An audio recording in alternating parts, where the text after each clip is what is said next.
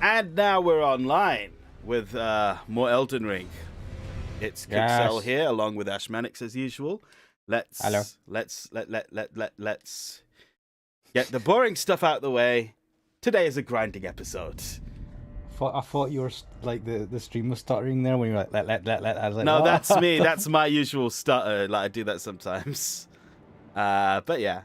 Wait, where the fuck? Oh yeah. I have to go underground, I think. Wait, how do I go underground? There we are.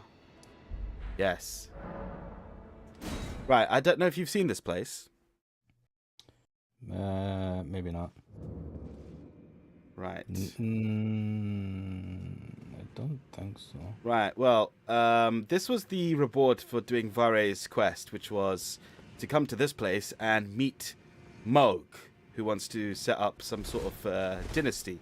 Oh, no, I watch you on in this area, and as soon as you come up to a bit, there's a guy that brings up skeletons, and then you're like, oh, shit. Yes, now apparently I need to get around that area because the grinding spot is just somewhere here.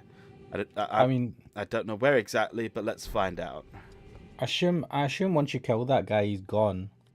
I'm not going to kill him. I'm just going to run. I've got 23,000 runes. Let's be fucking smart and use them before I die.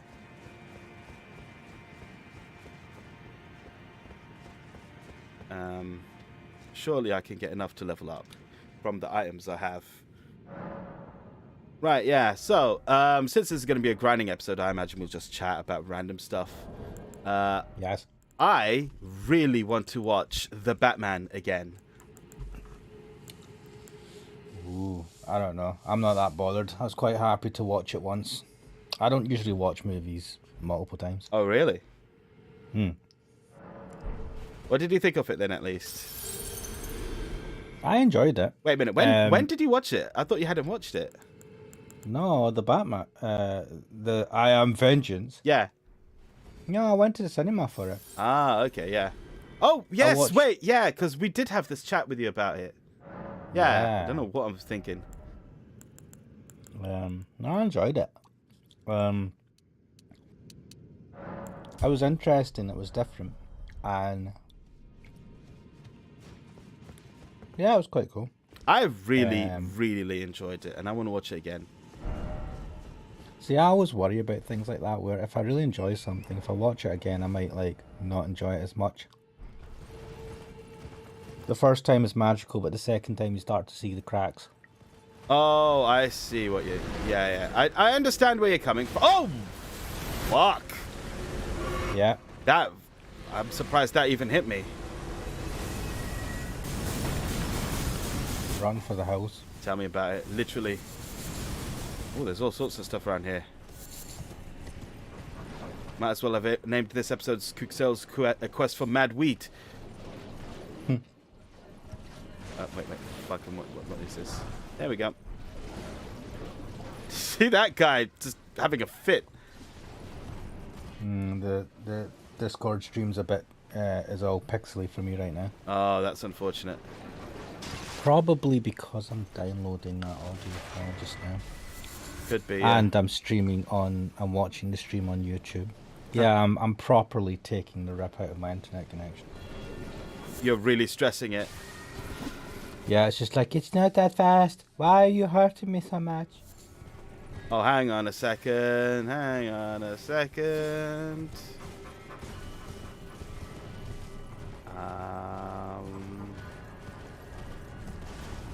This is quite close to where it's supposed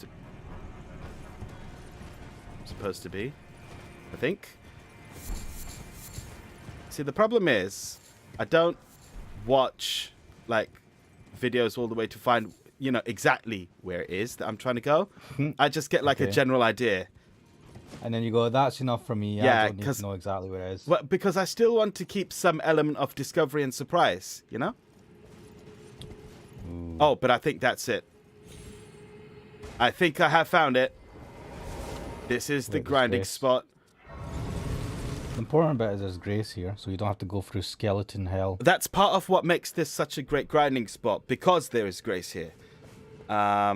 Seek ranged battle, yeah. Seek luring out. Okay, so basically, as I understand it, the way this works is you come here, something of yeah, and you attack this thing. Which I can hardly see on your screen. Well, yeah, I think your stream may be a bit too blurry for it as well. Yeah. But you attack this thing. Fuck, the tree got in the way.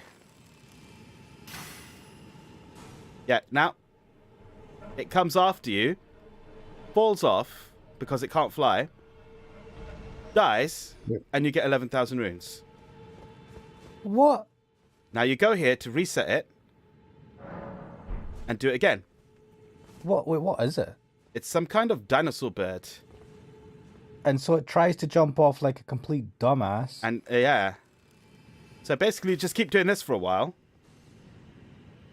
I think I missed. Come on, birdie. Come out this way. Oh, you piece of shit. Come on. This tree's in the way. Let's try something else. I'm a bit nervous about these bad guys to my right, but why is it going away from me? See, this never happens to all the people I see, but whatever. You know, sod's law and all that. Yep. Alright, surely this will hit. Alright, good. And it happens again. What is this? And you get those runes again. And this is going to be the next foreseeable while. We're just going to clock up the runes and get mega bucks. That is a stupid animal. Is it really tough? Why does it give so many runes? I think it is tough, but, you know, I don't know. I can't believe it just jumps off like a complete dumbass. Well, it knows where it got shot from, so it basically knows where you are, and it comes after you.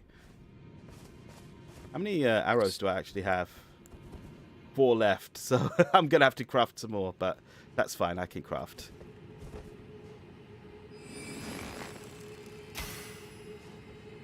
Oh, fuck. Can I do it like this? I'm going to try jumping out the lobby and jumping back in to force hopefully make it a better quality stream. Yeah, be back in a sec. Alright. In the meantime, I'm just going to keep grinding. So what I find very interesting is that this still exists, despite the fact that From Software have released their 1.04 patch today, which comes with many updates and balance fixes, bug fixes, and so on. I mean, this isn't a bug, but I'm not sure if they intended for this to be abused like this. Then again, they might have, because the grace is right there.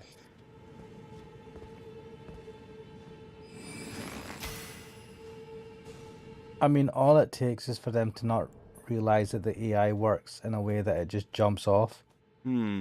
Because this would be like, you cannot kill that with just an arrow. You know, I mean, it takes ages to kill it with bow and arrow. It's the fact that it jumps off like a complete idiot, kamikaze style. Speaking of complete idiot, I think I've made the wrong arrows. Well, it doesn't matter. Oh, it's just walking away. I'll just use my other arrows. Come on, dude. Come to daddy. It's so stupid. It doesn't get old. What I find interesting is just the sheer amount of runes that you get from it. It's a big beast. Yeah, like I remember spending quite a while to take down one troll. And, you know, the trolls would give you 1k. By the way, is there not dudes right next to you that are, like, frustrating? Yeah, I don't know. I mean, they are bad guys, but if I leave them, I think that's it. Yeah, you better be careful, because they might randomly just decide to get up at some point. At which point, I will just run to the grace and reset everything. I mean, the fact that there's a grace spot here just makes things so much more comfortable, you know? Yeah, it's like well-worn jeans. You feel nice and comfy. Ah. Well, anyway, so anything interesting going on, I suppose? Since this is what we're Nothing, going to man. be doing, this is, this is the perfect time to just chat about anything random. Fucking have no life. Oh, that doesn't matter. We've been playing games like Chaos Child. You got episodes 5 and 6 on the works, right?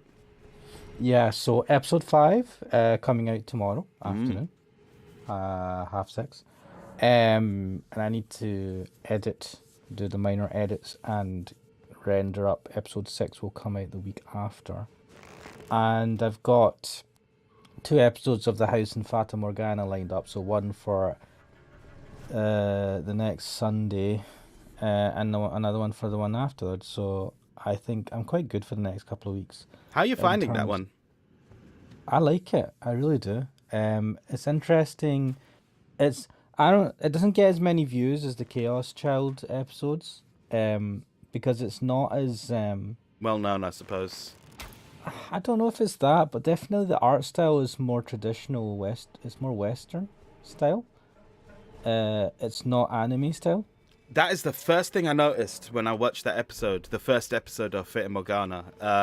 It has a very, very nice art style. Yeah, I like it, and I think all the women in it are pretty. Especially, I mean, I like the maid, even though the maid's probably super dodge. But that kind of makes her more attractive in a way. Yeah, I like the art style. It's really nice. So I'm enjoying it. The story is, you'll see in the next couple of episodes, the plot starts to thicken. That's good then. Things start to get a bit more interesting. And yeah, I'm just enjoying it. It's definitely a good slow burn. One person commented saying that it's a slow start, but it will speed up eventually. But I'm kind of enjoying it, so it's good. I don't think it's going to be one of those. I don't think it's going to be a Sayano Uta style where quite a few people watch those videos. But the important thing is I enjoy playing it, so that's the important part. yeah. I'm about halfway through the second episode, and I need to watch that one in full. But from what I remember, there was like a dance sort of thing, and the sister and brother who are the main characters. But not counting you, because your character seems to be like the person who the story is being told to. Yeah. But the sister and brother, who seem to be the main characters, are like some sort of old-timey family, posh family, kids. Yeah. And they're doing some sort of dance competition, and the sister who wants to get married. No. Well, you're close, but what's happening at that point is, so the family are holding a party. It is basically an excuse to find a suitor for the daughter. Oh yes. They want to get her married off, to help because she's 14 and that's the age that's not great, but like that's the thing they did back then. She's obviously not. Well, she's not enjoying it. She's not having it. She doesn't like anyone there. She is absolutely obsessed with her brother, and that's why she insists. She shuns everyone away, and she insists on having a dance with her brother, who is massively embarrassed and actually can't dance because he never bothered to learn. Even though he was supposed to they're aristocrats, I think. Yeah. So the dance off is the part that I got to, and she was like, "Ha ha ha! How are you going to court any girls if you can't dance?" Yeah, and it's just that. Is this made in Japan? I think it is, but do check. I think it is as well, because it's got that. I mean, usually it's not to say it doesn't happen, but it's got that kind of like, the sister's definitely got a brother complex. Ah, yes. He is her prince, which makes me cringe. Like from the first time you see them, she's like, "Oh, you're my prince," and I knew where this was gonna go. I was like, "Oh, this is not gonna be good." Younger sister, right? Yeah, and then it becomes that, like, she's 14 and she's still. I mean, 14's not that old, but she's still saying things like that, and he's just like, "Why are you saying that?" Like, and I'm like, "This is not becoming of your age." Yeah, and I was like, you kind of facilitated though. You should have, like, kind of, I don't know, said something when she was a bit younger. trying to put her off a bit. He probably liked it, man. No, he wasn't. He was just like the first time when they were a bit younger, he just like didn't care. He was sitting there reading his own book, minding his own business, and then she comes to bug him. She's like, "Oh, play with me," and he's like, "Okay, you know, it's my sister, whatever." And he's just like so lackadaisical about things. He doesn't seem to be that bothered about anything, which is nice. Must be nice to live a life like that. And yeah, that's kind of partly. I don't like. I get angry at him in the next couple of episodes. Ooh. I just don't like how he reacts to certain situations that come up. But also interesting stuff happens, so definitely there's stuff to look forward to. Do you know how long the game is? No, I think it might be really long though. Visual novels tend to be quite long, don't they? Not all of them. I mean, if you think of the Phoenix Wright games, which are, you know, elaborate visual novels, They're about that long. They're actually about 20 to 30 hours, man. Which I suppose for a game is not that long. That's about average length for a game. For a visual novel, it's fairly short, I suppose.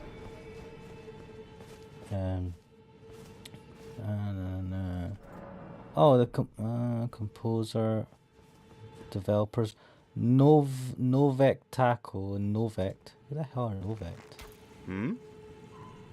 Is that the company? Yeah, so it's like two companies, Novek Taco and then Novect. And I don't know. Good game developer. There must be a Wikipedia page on it. Here we go. This ghost is doing the same thing. Let's see. Oh, I see. If I run too early, it stops. I mean, one of the publishers is Manga Gamer, so it must have been. I mean, it was released in Japan. Platforms releases. Yeah, developer Novek Taco. Do they not exist? Why is it so hard to find anything on them? Something is off, man. Let me do a Google search. Novik Taco Steam Curator. Steam Curator? No, Steam Curator. It's just like a Steam page is coming up. They don't seem to have... Oh, Gematsu. Are they part of Gematsu? What is this? Why does this not... Why do they not have... What's Gematsu? That's a website, like a news website from what I remember. I can't find... So I remember trying to look for this before. I can't find a website for these people. Oh, really? The mystery thickens. Wait, Novect.net.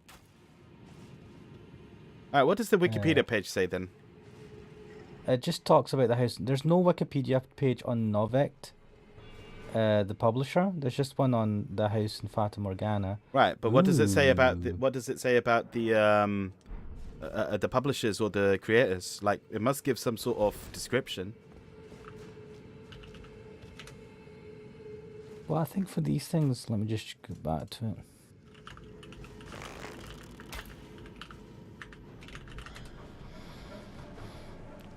Come on, search.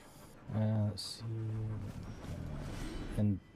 Not Data Morgana, Fata Morgana. Data Morgana. Oh my god, if it's talking Data Morgana, it'll be from Dot Hack, a game series I really liked when I was younger. Right, I better not read the fucking plot. That will make me sad. Don't read the plot. Just look into like the creators' details. It doesn't really have much references. Soundtrack release. The game was released on Windows in 2012 in Japan. Yep. Released through Playism, Japanese iOS version. There's an iOS version. Both separate and bundled games. There was a Nintendo 3DS version in 2018 by Furio. PlayStation Vita version was released in 2017. Limited Run Games released the game in North America for PlayStation Vita. It was on PlayStation 4 on June 11th. 4K. They have also released physical versions. Blah blah blah. Steam release had an estimated total of 8,500 players by July 2018. I don't know if that's good or bad. I mean, that sounds pretty good. Here we go. So the game was developed by Novek Tackle and written by Kela Hanada, with art by Moyotaro. The developers did not specifically target men or women with the game, and instead just intended to make a game for players who enjoy stories. Hanada spent more than a year planning the story, which was influenced by Tanith Lee's books and the films Millennium Actress and The Best of Youth. Man, this really does sound like it's right up your alley. It's really interesting. To keep the text from distracting the player, it was mostly written in modern Japanese with only little use of archaic speech. So there you are. It is a Japanese game. Yeah. To make the game feel unique, Moyotaro made use of heavy colouring and shading to portray a more realistic kind of beauty compared to the cutesy anime-like art style common in Japanese visual novels. Yeah, evident. Another important aspect to making the game feel unique was its music. More than half of the songs are vocal tracks, intended to make the game feel like visiting a theatre with someone singing in the background. 5 composers worked on the music and wrote 65 different tracks. Wow. Damn, that's extensive. In 2013, the game distribution platform Playism announced that they were interested in localizing the game for English-speaking audiences, as they wanted to bring the visual novels to the platform and felt the house in Fata Morgana might be a good place for them to start. They encouraged people to tell them if they were interested in the game to gauge demand for it. 2 days later, they clarified that monetary issues were what caused them to not start localization work right away. Novik Tattoo, being an indie developer, were unable to pay up front for the localization work. Instead, Novik Tattoo proposed that all revenue from Japanese The House in Fata Morgana sales would go to paying for the localization. Wait, all revenue? Wait. All revenue went towards the localization? So they said instead, Novik Tattoo proposed that all revenue from Japanese The House in Fata Morgana sales would go to paying for the localization. That's a steep demand, isn't it? That's a steep thing. Well, no, that's what Novik Tattoo proposed. They proposed that. Well, steep still. Yeah, it's a high risk. As the Japanese sales on the Playism platform were much too low to finance the localization, Playism considered either waiting and seeing if Japanese sales would pick up pace, or launching a crowdfunding campaign. Playism was still working towards the localization in March 2014 when they released a localized demo. During the Otakon convention in August 2014, the visual novel publisher Manga Gamer announced that they had acquired the license to publish the game. Yeah, so this is who published the game in the West. Manga Gamer. Yeah. Due to the large range of cultures and time periods appearing in the game, it was important to Large range of cultures and time periods? It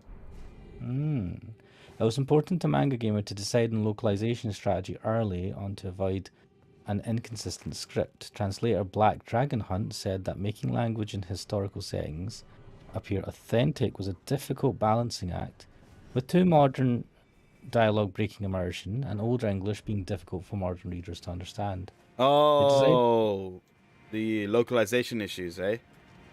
No, they're just saying about, like, it's a thing that they did in Japan. It's like, we don't want to make it old English because people won't understand it, or it's hard to read. Yeah. But we don't want to be, all right, mate, bruv, how's it hanging? You know, too modern. Yeah. Because that won't make sense. It's immersion breaking. To be fair, I totally agree with this idea, yeah.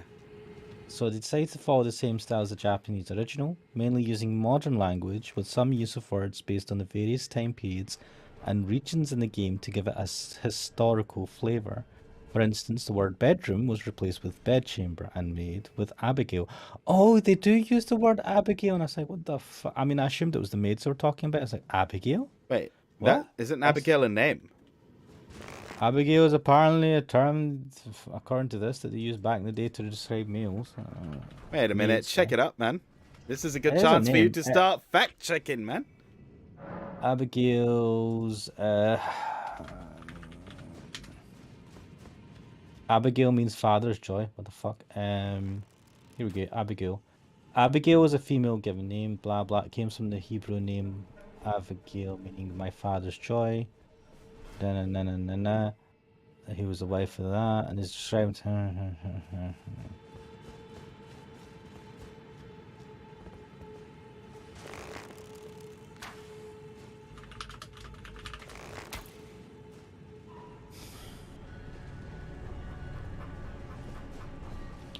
Right, according to haggardhawks.com, Wait, what which is is this website? Haggard Hawks.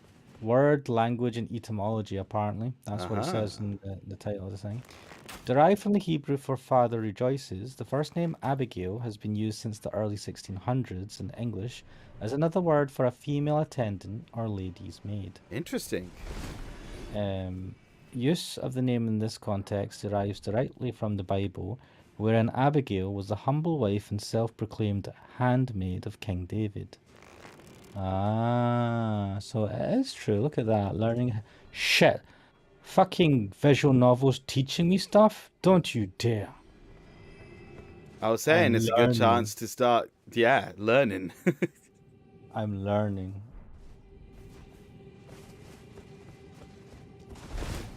I guess in that sense, you could say that visual novels make for a pretty good education medium. But then again, I suppose it's the same as reading a book. So, yeah. Yeah. Makes sense.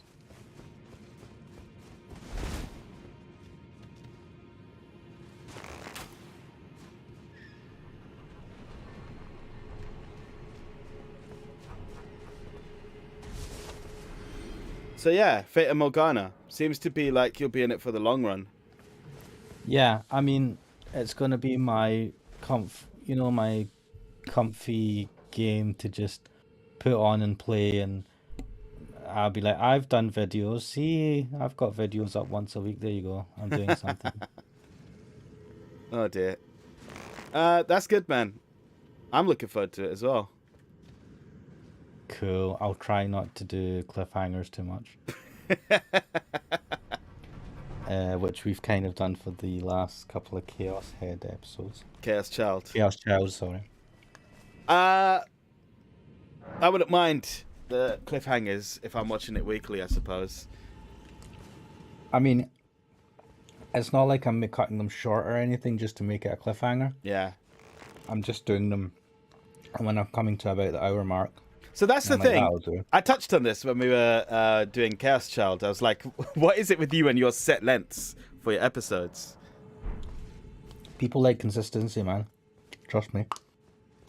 Hmm. If they know they're going to spend about an hour watching Ashmanix talk pish, they can plan around it. They look forward to it, and they like familiarity. I've seen this. All right, I can understand that, yeah. It's that, and a lot of YouTubers who get really popular, or just popular in general, they come across a dilemma at some point where they want to, some of them want to like diverge from what they usually do, and then their fans are like, oh, I don't like this, but at the same time, your channel can start to die if you just keep on doing the same format all the time and you don't change. Of course. It's like this... it's breeding in stagnation, yeah. Yeah, it's so there's one YouTuber I watched from time to time, Jazza. He's a art YouTuber, and I remember he did this like big he made this video and he was just saying, look, I'm gonna, like, I have to be honest with you guys, I want to like I've been doing these type of videos for a long time now. I've been doing it for years. And he's like, I want to really branch out and try different types of art and really kind of push myself and do more experimental stuff. He said, I'm still going to do art things and all that like I've done before, but not as much of it. I'm going to like have a wider range of videos, subjects. And I remember he was just like, the way the video, it was very serious and very kind of like, it's almost like, I don't know, he was worried as well. He's like, I know this might have an effect on the views I get and all that stuff, but I really want to do stuff and stay passionate and enjoy what I do. And I was like, I mean, yeah, man, I'm a part-timer, so I'm not that bothered. Mm-hmm. Well, it is a big thing. It's a big thing for people that especially if it's their career. Yeah, and it's a big thing for, like, if they have an established fan base, people, they want the same thing. I imagine like they have to carefully balance it because there's obviously the expectations of the fans, and changing your format so suddenly and so dramatically could feel like you're betraying their expectations. Yeah, but at the same time, these videos are free, so there is a bit of that. But obviously, fans still get annoyed, and it's like most people are fine with these things, man. It's just the vocal minority that caused the issue. Yeah, I think. it's always a vocal minority that does things. Most people are okay with when it comes to YouTubers and influencers. They generally stay for their personality. At least that's what I find. Like, if suddenly Tim Rogers, for example, started doing something completely... He's the type of guy who would do something completely different anyway. But if he started doing something completely different, I would still watch it. I don't know. I mean, I think most people, like, you're gonna get plenty of people who'd be disappointed, but they're not. They're gonna be like, "That's fine. I'm just not gonna watch these videos as much because it's not. Maybe it's not the type of videos I really want to watch." And you're like, "Fair enough, man. That's your prerogative. It's up to you what you want to watch and don't watch." But and I get that. Like,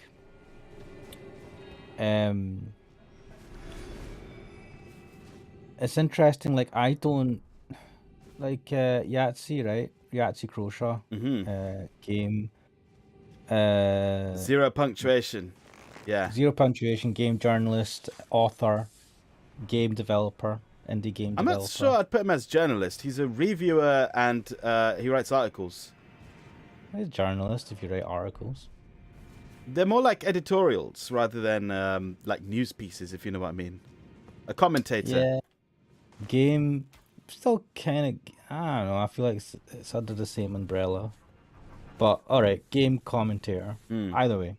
I used to really follow him a lot. I still watch the 0 punctuation stuff. But, yeah, man.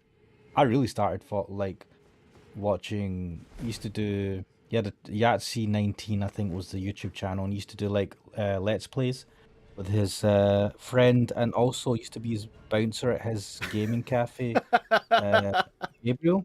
Yeah. It was amazing. It was a crazy pairing, right? And I loved them, right? And then he actually moved, because he was in Australia, and he moved to the US. And then I just kind of like, when he started doing those videos, because he's not posted in that channel for like 5 years now, I just kind of like stopped kind of really following him that as much. And he does do things. I think he has a separate channel or something. I know he does streams and stuff like that. I think he's came on with his wife at times, because I don't know what she does. So he does streams and he does a podcast on The Escapist. The Escapist being the umbrella website that he's been working for a long time. I think still to this day. But he definitely stopped it because that Yahtzee 19, I think it was, seemed to be like his own channel, whereas the stuff he does now is exclusively for The Escapist. Which I can't be arsed with. I don't know what it is. I don't know if it's behind a kind of paywall, or at the very least the video will come out to whoever pays for... It's like Patreon. It's like, you'll get early access if you go on whatever, pay for it. Yeah, I don't know. I just don't bother with The Escapist that much. I used to watch stuff from The Escapist a lot more in the past. I think there was Movie Bob. Movie Bob used to be there, yeah. He's on YouTube now on his own channel. And Jim's... yes, Jim Sterling as well. Jim Sterling, or Jim Sterling at the time. The Jimquisition. Yeah. Used to be...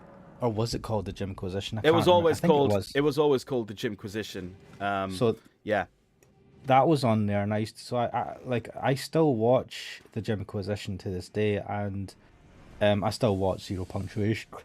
But I've never just been that bothered about The Escapist as an entity. Oh, the website itself. Yeah, me neither. Yeah, I don't really go on the website. I just watch their videos. I mean, I used to, but now I'm not even bothered by the fact that their YouTube 0 punctuation is a week behind. I just watch it on the YouTube. Oh, okay. You can watch it on their channel earlier. Meh. I'm not that bothered. As in, if you go to The Escapist, you'll actually see the episode the week it comes out, and on YouTube they upload it the week afterwards. Oh. So it's a staggered release on YouTube. But like I said, I'm not all that fussed. Also, one thing I did want to comment on about Yahtzee is I absolutely love that him and Ashens on YouTube are the two channels I can think of that have resolutely not changed their formula in like 14 years. Oh my god. Oh. Dude, you should cash in these fucking... Why do you keep doing this? Shouldn't you cash in some of these?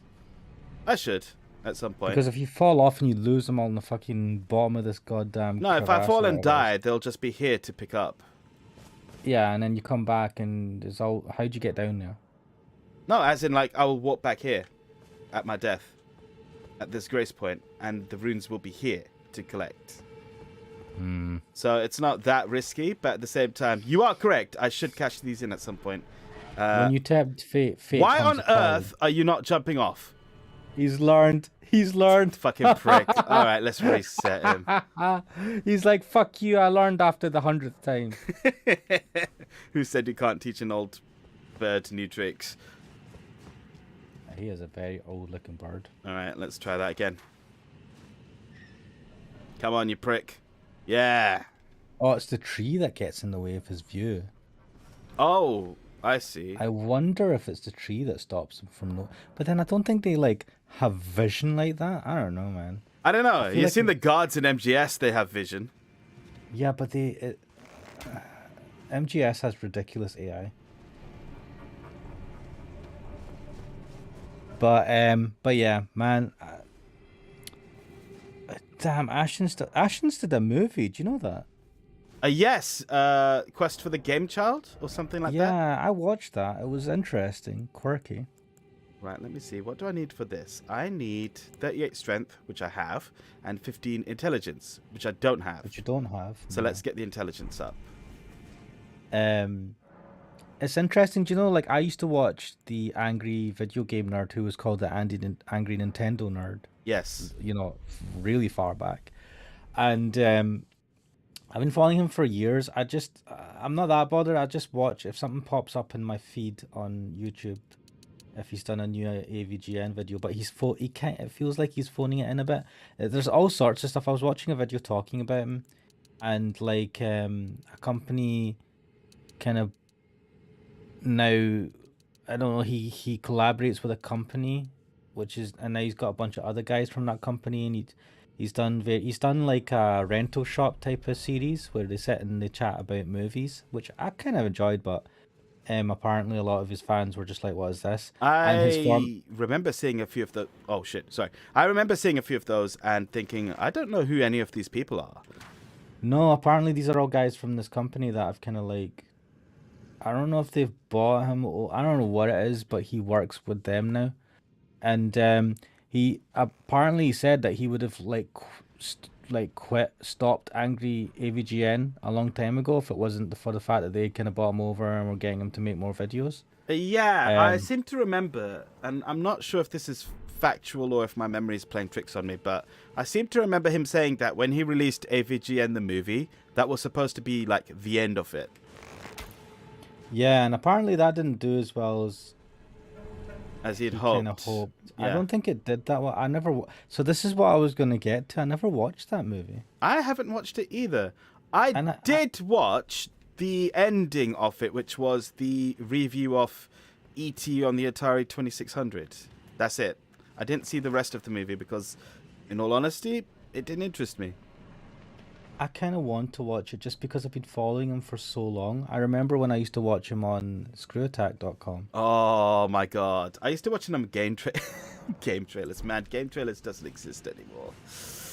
Yeah, we're old. And, but they became the easy allies on YouTube, and they still make videos in the same sort of style. So I love that. I'm glad that they're still around.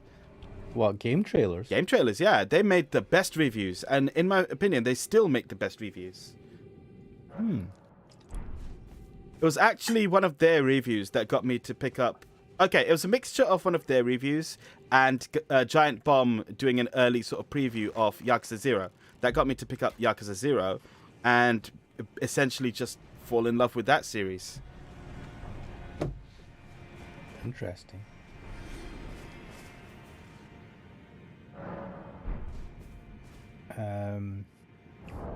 Oh But my yeah, god. I kind of want to watch his movie. But he's like, now the videos he does, he's just, you can tell that he just sits in one spot. It's a static camera shot. It's not, it's not the way he used to do his videos. And you sometimes, and you do feel maybe you should just stop. Like he does, like he's more passionate about, because he is a passionate filmmaker. Yeah. But I don't know, like he just doesn't seem to have been able to transition From the nerd like to the movie nerd, basically. yeah, but also like the videos, they're a bit more, in my opinion, and this is why I kind of like them. They're a bit more raw. His videos, just like low budget, cheesy, Wait, which ones? right? Are you talking about the Just AVGN or the movie all ones? all, all the AVGN stuff. I mean, they're clearly low, but I mean they're going to Yeah. be low budget, right? But the movie, from the clips I saw, seemed to be okay. It was obviously a higher budget, but still kind of a bit too cheesy, low budget. Oh, he's always loved Um, that sort of like schlocky, made for TV type sort of stuff. but I feel that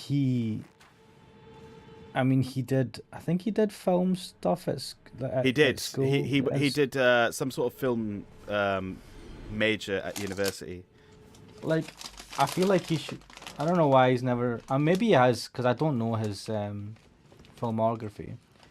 But I'm just so curious why he didn't try doing other stuff outside of the YouTube stuff, something a bit more serious, less blocky, Serious? or just less low budget. I don't know. I think he wants that. He likes that style, and that's basically his style. I do feel that I should watch his movie at some point. Speaking of watching movies, did you watch Ashens and the Game Child? I did ages ago. Yeah, same. I quite liked it. Me too. I really enjoyed that one. That also had that sort of low budget quality to it. But I don't know. Maybe it's because of the way Ashens holds himself and the people he has around him. But it doesn't have that same kind of like wacky quality to it, even when it does get a bit crazy.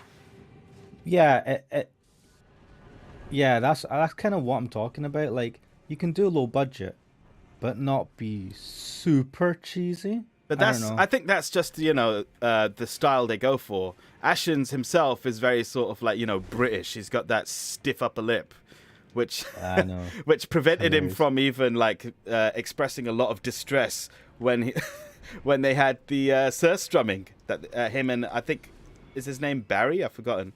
Oh yeah, I don't know what he is. Is he a YouTuber as well? He's a cook or Yeah, something about food. Yeah, and he joins Ashens for his food misadventures occasionally. I've seen a couple of those episodes. They're quite good. Yeah. I've not watched Ashens in ages though. Oh, he put up an Easter special recently. It came in my notifications. I haven't watched it yet, but I'd like to.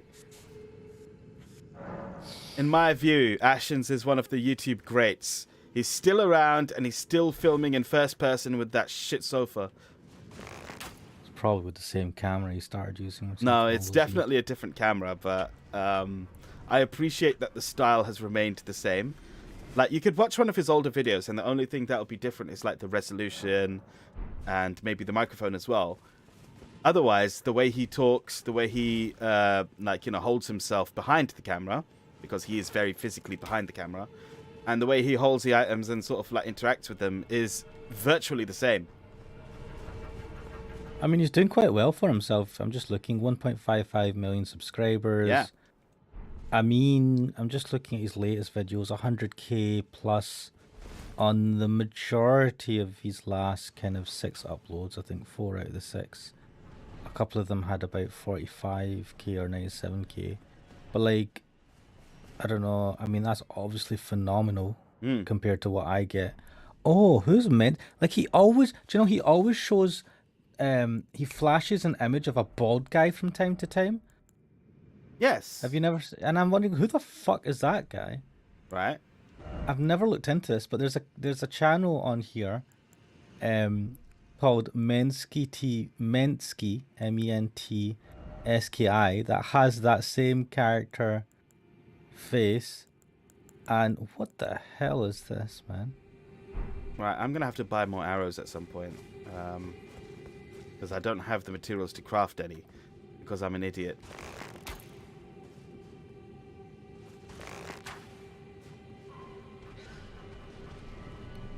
Am I going to see this guy's face on this video? I'm not, am I? It looks like that guy, though, that he does the thing with, that he has the image for. Mensky's scrap bin. I'm sorry, what? Who is this man? Who is this infamous Mensky? Man, I've gone down a fucking rabbit hole with this one. He's only got 400... So 6,580 subscribers, which is not a lot considering...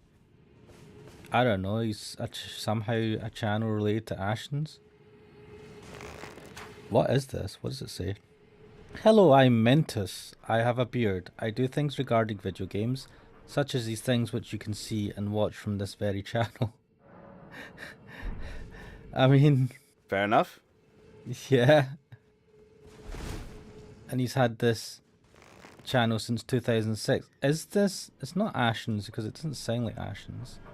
And his last video was 11 months ago. 11 months ago? That's fairly recent. Yeah, but also still quite a while ago. Just realised there's an item here that I haven't picked up. And he does... he plays games, which is pretty cool. Don't we all? Gets a lot more views than me. I'm not gonna moan. I'm not gonna moan.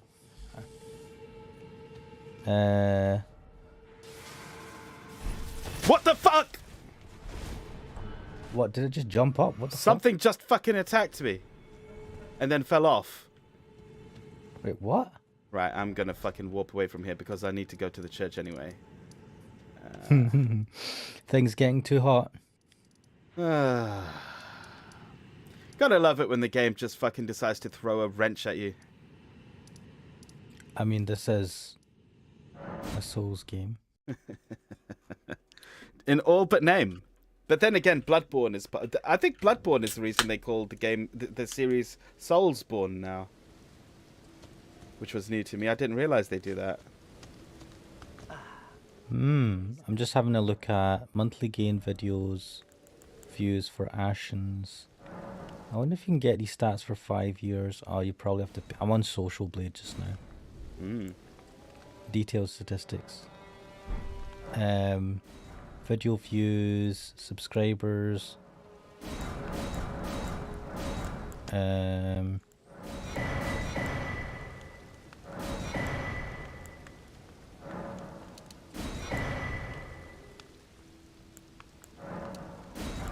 Just buying him for all his stuff now. Goodbye. Let's see, video views, subscribers. Yeah, his subscribers have been going up, so he's doing well. Monthly.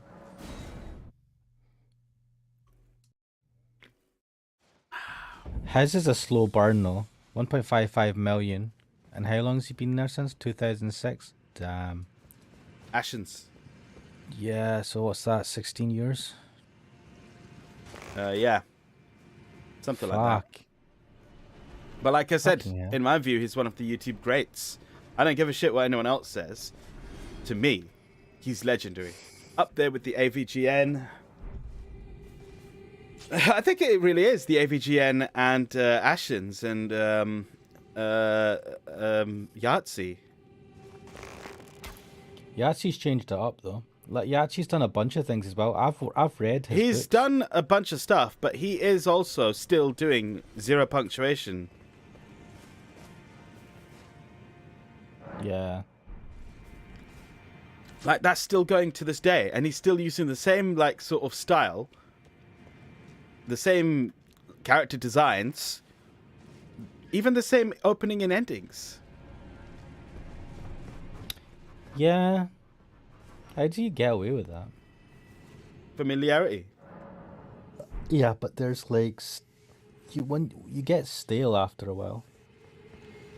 I suppose, I mean, it's also nice that something is still there going after all this time. Like the British soaps that you see. EastEnders, Coronation Oh my Street, God. EastEnders. I hate to compare to them because I don't watch them.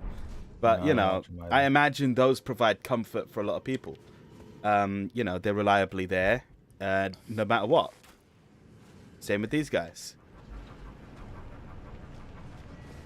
There forever. They are eternal. Is that what you want to be? Me? Hell no. And do your YouTube just keep it the same format forever and ever? But I mean, I've been trying all sorts of different stuff, just to find myself, if you know what I mean. I'm doing live streams of Elden Ring. I'm doing pre-recorded videos, which are largely edited of Koikari. I'm doing pre-recorded videos of SMT5, which are not edited. Pokemon was also largely not edited, but then started getting edited. I even did a whole fucking outro for the last episode. Yeah, I need to. I'm the one that's been doing the same shit. I think I found my style, basically, though. I haven't found anything. Oh, I hit it anyway. There we go. Yeah, this is actually quite... I knew it was a lot, but I didn't realize how quick it would be. It's only been 50 minutes. And out of that, I think the first 15 were spent trying to find this place. And, well, look at my health and stamina bars. What did you level up? HP, stamina, intelligence, and dexterity. What's your intelligence level just now? 15, so that I can use Radan's greatsword. But this also means that I can cast some magic spells now, because some of them required some intelligence. I know you were saying, why don't you just specialize in this and that? And I've decided, why not? Let's try it. Nice. Because people are like, no, you can only do this or that. But I've got 4 larval tears out of, I believe, 12 in this game. And you use larval tears to reallocate your stats at Renala's place. So it's not like anything here is permanent anyway. I can always just be like, well, fuck that, hit reset, and then move all my stats to whatever else. Also, don't let people put you in a box. Yeah. Be who you want to be. Yeah. I mean, look at Let Me Solo her. Oh, that guy is amazing. He's being his best person. I mean... I love that he found a purpose in this game, which allowed him to make a name for himself outside of the game. It's not easy to become internet famous. Internet famous, yeah. To the point where there are even copycats. Yeah. You know you're doing well when you've got copycats. Uh-huh. What was it? Imitation is the sincerest form of flattery. Yeah, it's just like Filthy Frank when he stopped. He's got a couple of people that have that imitate his style. Sorry, is Filthy Frank the guy who did like a pink guy in that, right? Yeah, dude, yeah. How can you forget Filthy Frank? No, it's not. The name is a bit generic. I was thinking, is he from like Jackass or something? Oh, yeah. I have to like think because, you know, that's sort of stretching the limits of my knowledge there. Your memory. My memory. Because I'm not the one who really watched a lot of his stuff. That was my brother. I watched quite a few. I loved his Weeb video. I've seen a few of his videos, like the songs as well. Was like, oh, what was that one? God, I'm trying to remember. It's like, shut the fuck up. You're a fucking cunt.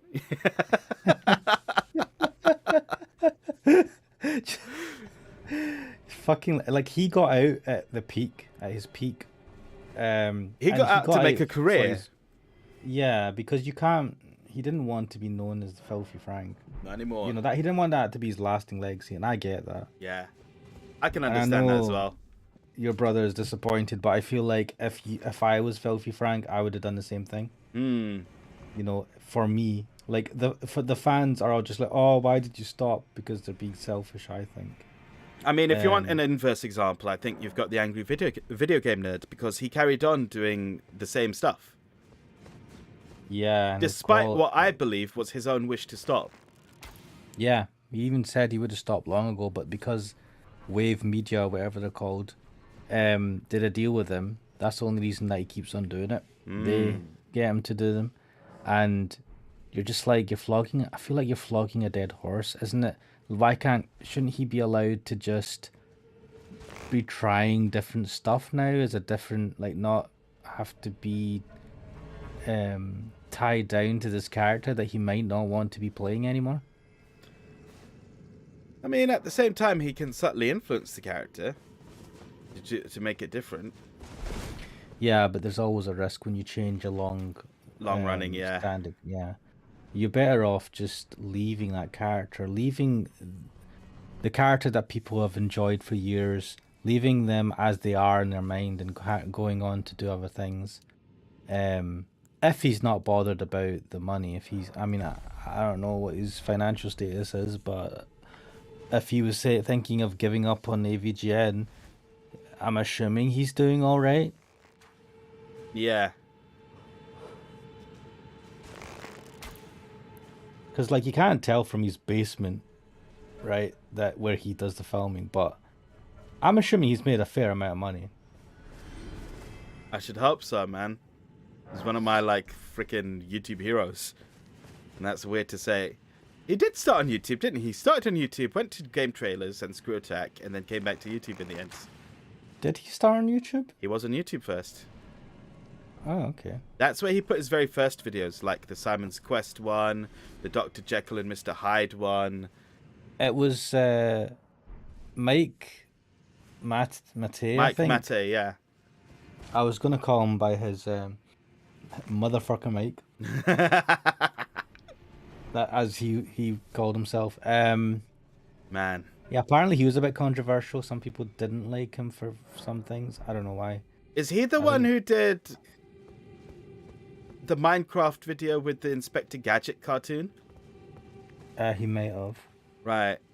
I'm not sure if that was him or if that's someone else. I can't remember. I think he was a bit of an arse or something on Reddit or something. I can't remember. Like, he didn't.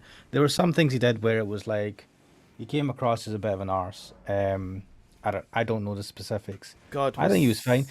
He had a massive contribution to especially the earlier videos that the AVGN did. Like, he would act as all the other characters. Yeah, like Mickey Mouse and all them lot. Yeah.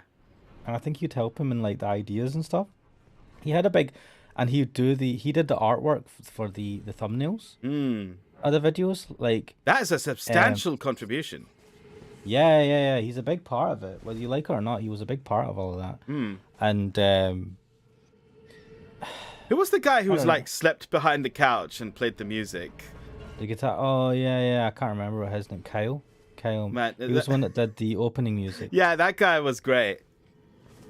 They all went in their own way. I think they fell by the wayside. See, when this wave. So this video I was watching, talking about, what happened with AVGN.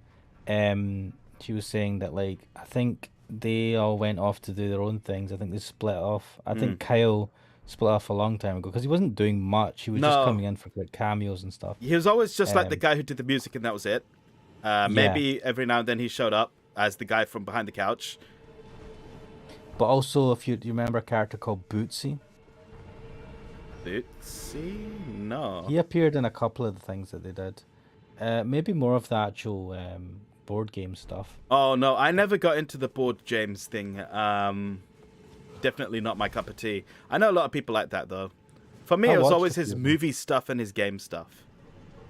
So Bootsy kind of fell. I don't know if they fell out, but he kind of went off and did, like, you didn't see him in the videos after a while. And Mike is not there either. I think he's got his own channel now. He's doing his own thing. Yeah. Which is, like, unfortunate because I think they were close friends. That's why they obviously started that whole stuff. Man, I at least hope they're somewhat still friends, because then otherwise it hits me like I don't know if you ever watched the Super Best Friends. No. Okay, so they started as two best friends play, and man, I tell you, that has had a solid influence on me. In fact, a lot of what I do is directly influenced by them.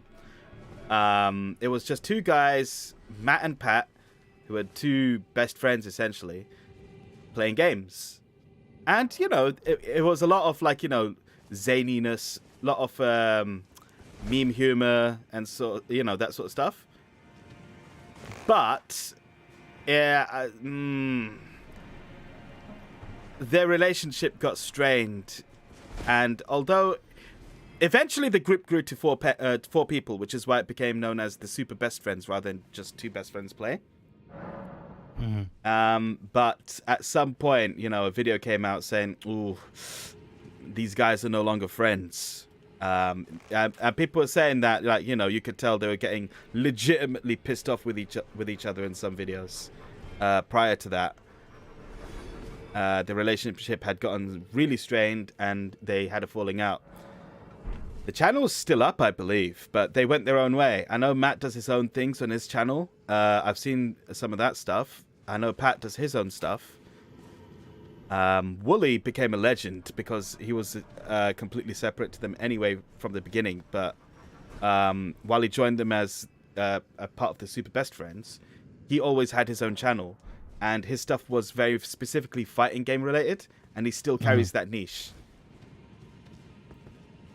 In fact, I think he did the official Guilty Gear lore videos for Arc System Works. What, they asked him to do? Yeah. Like, there's a series on YouTube which tries to summarize, and I really do mean tries, because I watched it and it does, but it still gets a little bit, hazy at times. But tries to summarize the storyline of Guilty Gear from the beginning to the present. And there was another guy called Liam, who I think has his own channel as well. He was very specifically the anime guy. He liked anime games. He liked animes in general. I think he has his own channel. I've never checked it out, though. I mean, these things happen when you're relying on two people. Like, eventually you're going to fall out. And the thing is, if you're friends and you fall out, you might, I'm not going to talk to him for a while. And then maybe you'll fall, you'll get over it. Maybe you'll start talking to each other after a while and things get better. But if you're forced to work with each other, that's completely separate. And also, yeah. Then you're constantly going to be pissed off with it. You don't have that time to just get some space. So the best friends, the best friends came after Game Grumps, essentially. And they were sort of like Game Grumps 2.0. But man, while I didn't watch their stuff religiously, I did see a few of their playthroughs, and I really liked them. But their falling out was crazy. Like, first of all, the fact that they fell out, and also the way they fell out so hard. Was there any explanation as to why they fell out? All of them essentially released a statement via pre-recorded video, which was compiled and put on. So even though they weren't with each other in the video, if you know what I mean, like it was like one statement recorded and then the next person and then the next person sequentially giving their version of events and essentially apologizing to the fans and explaining where they'll go from there. So what was the reason? They just couldn't get on with each other anymore. Like, it was genuine frustration and anger with each other.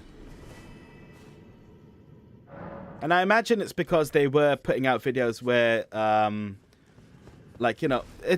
it wasn't very much like straight man and crazy person humor, if you know what I mean. It was sort of like both of them were straight men and both of them were also crazy at times. So, I don't know. Maybe there was a sort of conflict of personality. Sometimes you can't have, two strong personalities in one room. This might sound a bit odd, but in the Fast and Furious movies, famously Vin Diesel really does not like The Rock, and both of those two have got... Oh, do you not know this? I feel like I may have heard this before, but no. I will love to tell you about it because this cracks me up. So, that the Fast and Furious is Vin Diesel's, crown and glory of a series. Yep. He was there since the first one. He weren't in the second one, but he's been around. He was cameoed in the third and has been around ever since. He is the main character. Dominic Toretto is the main character, if you ask me. But does he not have any involvement in funding it or something? I don't know about that. But what I do know is that ever since The Rock entered in Fast and Furious 5, Vin Diesel has not just felt overshadowed, but I believe he has been overtaken by The Rock in terms of like popularity. I remember the hype for when Fast 5 was coming out. I was not even a fan of the series, but I was being told by people who I know, saying, are you not going to watch You should watch Fast 5. Go to the cinema and watch it now. I'm like, should I? It's just a movie about racing, right? Now, I fell in love with the series afterwards. My brother and I, and even my mum, because she loves dumb movies, we all sat around and we watched these movies together, and my God, they are incredible. And I would love to watch them again, actually, all the way from the beginning to the end. See, I like to... Now, I've not watched the most recent ones. I can't even remember what I've watched up to, which one. But I did like the early ones because it was just like more... I don't know if it's not necessarily because it was more grounded, but I just loved that kind of like ghetto cars, like proper souped up, like and it was just like, you know, underground racing and stuff like that. Yeah. And especially Tokyo Drift, man. I love the fucking song. That was my ringtone for a while. The song from it. And The song from Tokyo Drift. Yeah, it's like ding, ding, ding, ding, ding, ding. I used to go every time on Fortnite. I just loved that. I loved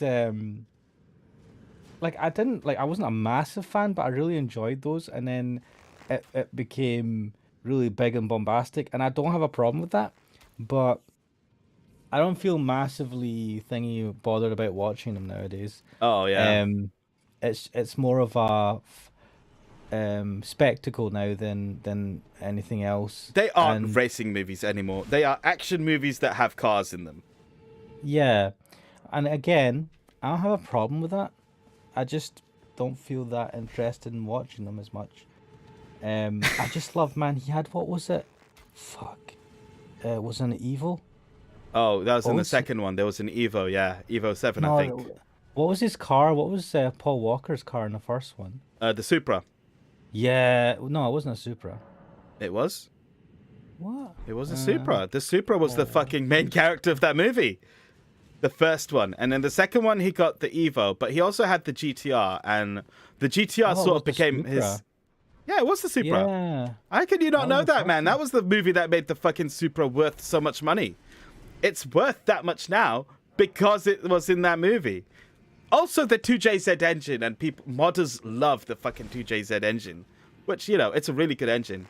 But it's fair to say that the popularity of the Supra was from that movie. But he went to GTR after that. Yeah, he had the R34 GTR. So that's the one I remember the most. It's his car. I mean, like in the latest movie, because the character of Brian, I don't even know what is his second name. Who knows? Well, Paul Walker's character, because his character is still alive in the latest movie, even though Paul Walker is long dead, and you know, for Paul, may he rest in peace. Yeah, his character is represented by that car. Like, oh, Brian's coming, and you just see that car roll up. They still have him in it. They should have written him off. They did write him off, but they didn't kill him off. So his character is still alive, but you know, he doesn't show up because he's living his life. Except for except for the end of the movie when he decides to show up for mealtime. So, you know, they have the GTR roll up. And it is the classic GTR. But, you know, in the movie where he died, in the movie where Paul Walker died during the filming off, they represented him being written off essentially by having a white Supra driving to represent him going to heaven. I know. But it's like I liked it, man. It gave me the feels. I know it was like it does. I think it was perfect. It was suited to the kind of movie it was, because you have to remember this is the same movie which featured The Rock elbowing a Predator drone with a Jeep. I mean, yeah, I did get a bit more elaborate after that, but no, that was in the same movie in which Paul Walker died. Oh, okay. Fast 7. His Supra. It's a good one. The orange one, man. It got fuck. I believe it got auctioned recently as well. Man, see how it was like ghetto proper done up cars, like it was proper underground scene. It was great. I should get a Supra. It's probably really expensive. They are very expensive now. And really loud and probably high insurance. And it'll be very hard to find one that hasn't been modified. I mean, I just get a modified one. Having said that, I've seen loads. Well, I don't mean loads, but like I see about 4 or 5 Supras in my area. Oh, you had a kid as well. Man. It just goes to show, be careful when driving. Yeah, I mean... Yeah. But like... I did like that. It was ghetto, man. Now it's like really mainstream and doing... And do you know, it's good. It's doing well. Making loads of money. It's getting ridiculous. It has a different charm now. Do you know how ridiculous it is? Have you seen the latest movie? No, man. You should see the latest movie because it does one stunt. And not even a stunt, but more like a situation which is so stupid. I both love and hate it. I'm slightly intrigued. It's like they know how stupid they are. They try to do things as... I can't think of anything to top what they've done in that movie in terms of like sheer stupidity. Like, I think it was Fast 5 or was it Fast 6 where they decided, let's go to Saudi Arabia. Or was it Dubai? One of them countries. And it was, I think it was Dubai, and he drove a car out of a building. 3 buildings. Like, they just smashed through 3 buildings which were next to each other. Is that the same movie where they parachuted out with their cars? I think that was that one, yeah. Oh, my God. Good times. Man, those movies are great. I don't know if that was also the same movie in which Vin Diesel flying headbutted a muscle mountain. Like he looked like a walking mountain. It wasn't Dolph Lundgren, was it? Because it could have been. But anyway. Do you know I watched the movie? Did I watch the movie or was I watching a review of a movie? No, it's a movie you told me to watch. What was one? it? The one with Keanu Reeves in it, and it's like that doesn't narrow it down enough. Just want to get what can a man not just hire a $10,000 hooker? Johnny Mnemonic. Yeah, that movie was great. Dolph Lundgren was in that. Yes, as the priest, the priest assassin. Yeah. My God, my brother and I were laughing so much whenever he came up. We loved that guy. He just came. He appears. It's like, hail sinners. Oh my God. And yeah, that was the one where he goes, I want room service. He's like, he wants to hire a $10,000 a night hooker and all that sort of stuff, man. And fucking hell, that movie was great. It had some really shit CGI and I don't know. It was beautiful, man. It had a fucking an intelligent dolphin hooked up to the fucking machine. Yeah, man. Fucking, and it hacked the internet or something. Yeah. Oh, dude, those. Man, as part of my Keanu Reeves craze, I also watched Point Break, the old one, which was also incredible. That was he's a spy or a police officer tasked to go undercover to find out whether some surfers are committing bank robberies or something. Surfers, okay. Yeah. So it then becomes him trying to infiltrate this group of surfers. And then it just becomes homoerotic with him and this main surfer dude as they have not a romantic relationship, but like, you know, a bromance. Nice. And they go skydiving and all that sort of stuff. It's incredible. It's definitely worth watching. And it was remade. I can't believe this of all movies was remade. Because it was perfect the first time. They didn't need to remake it. Oh, well. I'm going to jump off for a minute. I'll be back. Yep. I'm just going to keep on hitting this bird. Right. See you in a bit. Fuck, I fucked that one up. Right, well, I can't believe I fucked that one up. But yeah, Point Break. Fantastic movie. Definitely worth watching. If you love Keanu Reeves, you should watch that one. And speaking of Keanu Reeves movies, I need to watch Constantine. It's one of my blind spots. I've not seen it for some reason. But I know of it. I know it's a good one. Or at least it's relatively good. And yeah, I need to watch that. Shall I do Mind? I don't know. Ooh, that actually does. I didn't realize Mind actually levels up stuff. Should I level up Intelligence? Like, why not? And let's level up Vigor to... Well, I wanted to go to 40, but never mind. Right, let's keep on trucking. Right, I'm actually getting there. What level am I? I'm now level 107. I'm used to playing games where your level goes up to 100 or 99, and that's it. I should probably raise my endurance some more. Then I can carry more stuff. I'll also have more stamina. Yeah, let's focus on endurance next. Thank you, Farming Spot, for making this game so trivial. Oh god, I gotta wait for this guy to come around. But yeah, I'll focus on stamina next because, well, endurance, so that my stamina goes up, and also I can carry more stuff. Does that boost poise as well? I have no idea. Speaking of Keanu Reeves, I watched the new Matrix movie, The Matrix Resurrections, was it? Whatever. And man, that movie was seriously lacking. It was okay, but it was also just been there, done that. And I really do mean been there, done that. It was essentially a retread of the first movie, The Matrix, but set in this sort of idea of it being a new version of The Matrix. And this time we now have two The Ones. Spoilers. Oh, fuck. No, whatever. Sorry about that. Spoilers. There are two The Ones. There's Neo, and now Trinity is also a one. And the movie basically ends with the two of them flying off after doing that same phone call that ended the first Matrix movie. Like, we'll come for you and, you know, you won't be ready for us. But speaking of Keanu Reeves movies, I don't think he'll outdo John Wick. The entire John Wick series is utterly fantastic.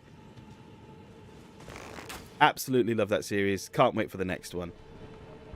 I think the first one still holds a special place in my heart as one of the best action movies I've seen. If mainly for that scene in the nightclub, because I don't know why. I do know why. It's fucking sick. But that scene in the nightclub, it's just chef's kiss.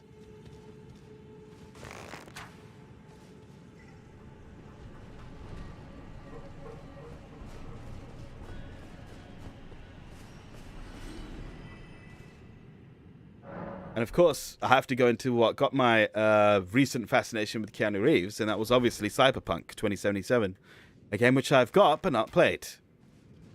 And I don't really have a desire to play it, even if it gets fixed. And I'm not sure of what happened, because I was excited for it when it was first announced, all those years ago, because I like Cyberpunk. But then I sort of, like, you know, just it lost interest as time passed. And then that very famous E3 conference where Keanu Reeves appeared happened, and that reignited my interest in the series. So I'm like, oh my god, Keanu Reeves is in this. I have to play it. And, you know, he went on stage and looked a little bit drunk and said, "You're beautiful," to a guy who called him beautiful.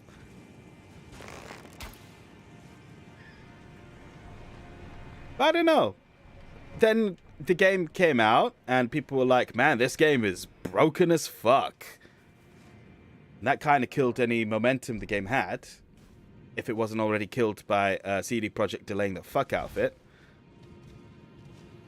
And then even after it got fixed, I don't know if there's still any glitches or whatever, but whatever. I can't work up any passion to play the game. I have it. I bought it. I even created a character and gave him a penis and laughed at that because it's fully modeled and everything, and I'm immature. But I don't know, I just can't work up the motivation to play that game. I suppose because there are just other games I'd rather play. Like this. And look how much fun I'm having here. I'm grinding. Look what this game's done to me. I don't like grinding in games normally. Normally I try to do things at a low level. Then again, I am talking about turn-based RPGs. But oh, this game has got me fucking grinding. It's like my brother playing RuneScape all those years ago. Now it's happened to me. I should actually just load up an anime on one screen. That would actually be an interesting idea. Like, just watch an anime. Maybe Spy X Family. Because I haven't watched that yet. Just watch an anime while I carry this out. And the problem is I can't just automate this. I have to fucking aim and see if it fires. Hits the guy. And then that he falls off. Because sometimes if I run off too early, he'll stop himself from falling. And that fucking defeats the whole purpose. But yeah, anime. I need to watch Spy X Family. I think 2 episodes are out now. And I just haven't watched it yet. Been too busy. I could have watched that and still playing this, but no, I can't do that. I need to do this. I need to get my levels up, and then I can try the capital or do some side quests. Or find some NPCs, because there are still so many NPCs and people I haven't met in this game. It boggles my mind how big this game is. I've been playing for almost 50 hours. My Steam clock puts out 47 hours. I reckon, if I look at my thing, 43 hours is what it says here in game. 43 hours I've been playing this game for. And, I mean, I thought I was reaching the end, but then I've been informed that no, the capital city is not the end of the game. There's still a lot more to go in terms of main content. And let's not talk about side content, because if we talk about that, we could be talking about this until the end of the universe. This game is so dense and somehow memorable the whole way. It is a brilliant game. It is a dangerous game for a working person such as myself. But it is a brilliant game.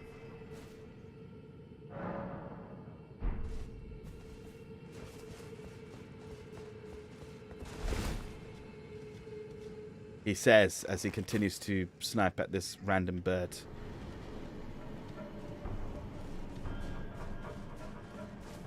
I do like open world games, but I don't really want to play any other ones right now. Maybe MG. Oh, welcome back. I was just talking to myself and whatever viewers may be watching this at some point later. But yeah, I was just sort of going over my love of Keanu Reeves, my love of this game, and the fact that I couldn't get into Cyberpunk. Like, I just sort of lost all interest in it, even though it has Keanu Reeves in it and is Cyberpunk and should have been a game I liked.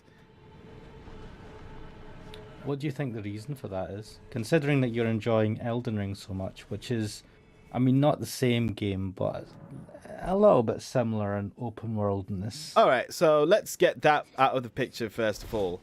I am not a fan of medieval fantasy. In fact, I would go so far as to say that I actively dislike medieval fantasy. Oh. Having said that, I love this game, and you can see that. That is so evident, it's not even worth saying. And I don't like Cyberpunk. Well, it's not that I don't like Cyberpunk, I just have a complete apathy for it. And I think the reason for that, and I did say this earlier, but it's because, first of all, the time taken from the initial announcement of that game, which was all the way back in like 2013, I believe, Oof. to its release, which was essentially after lockdown started, so 2020, you know, Yep. That is a massive gap. And in that time, you know, there were sort of peaks and troughs of interest. You know, initial hype was like, yeah, I can't wait to play this game. Cyberpunk. They don't make enough Cyberpunk games these days. And then, you know, I got busy with life and whatever, and I forgot completely about it. Then I played Persona. I played Yakuza, I played Nier, and I'm like, man, these games are awesome. So, you know, I completely forgot about the idea of Cyberpunk. And then E3 happened, and there was that legendary E3 moment when Keanu Reeves came out on stage. No, you're awesome. Yeah, that one. Yeah, you're beautiful. And that was incredible. And that got my interest all the way back again. I'm like, oh my god, Keanu Reeves is in this Cyberpunk game. I need to play this. And then the game got delayed again a few times. And again, just my interest sort of wavered. And then when the game came out and the reports of all the ways the game was fucking broken came in, not to mention the extremely high system requirements to play the game. Yeah. And despite the fact that I had a PS5 when the game came out, I just could not be bothered to get it. I was just like, I'll get it when it's fixed. And then the game got fixed. And I did get it, but all I did was go to character creation, make a dude with a penis, laugh at it because they've modeled the penis, and you can even choose the size. But I think only between like small and big, I think. Maybe there's like a normal size. I don't know. Can you make it circumcised and all that stuff? Good question. I didn't check. I'll be disappointed if they didn't give you that much creativity. I was like, what, man? You mean I can't have a very small circumcised penis? What I is can't wrong have with a this? mini chungus. What the fuck? Yeah, but I didn't even fucking rest at grace. I'm getting that distracted by talk of penises. But I don't think you can do that choice. I think it is just have a penis, not have a penis. Wait, actually, it is like you can choose your character's biological sex, right, which is male or female. Yep. And then you can choose whether they have a penis or vagina separate to that. Mm-hmm. So you can have a dude with a vagina, you can have a lady with a penis, and then you can choose the size of said penis, like I said. And yet you can't choose the type of penis. No. Disappointing. No. In fact, I wonder, just large, small and large, is that it? They could have gone with all sorts of stuff, from length to girth. Oh, shit. Wasting my arrows here. Damn it. Anyway, yeah. I just could not get into that game. I suppose because, first of all, open world. It does appeal to me, open world. But it's a first-person shooter RPG. Those are a bit long, you know? And if I'm going to play a game, if I'm going to commit that much time to it, I want it to be something that I'm going to love. Yeah, I get what you're saying. I'm not a fan of open world stuff, to be fair. I'm nowhere near the typical gamer. I'm barely a gamer. I mean, I like to play visual novels mostly and adventure games.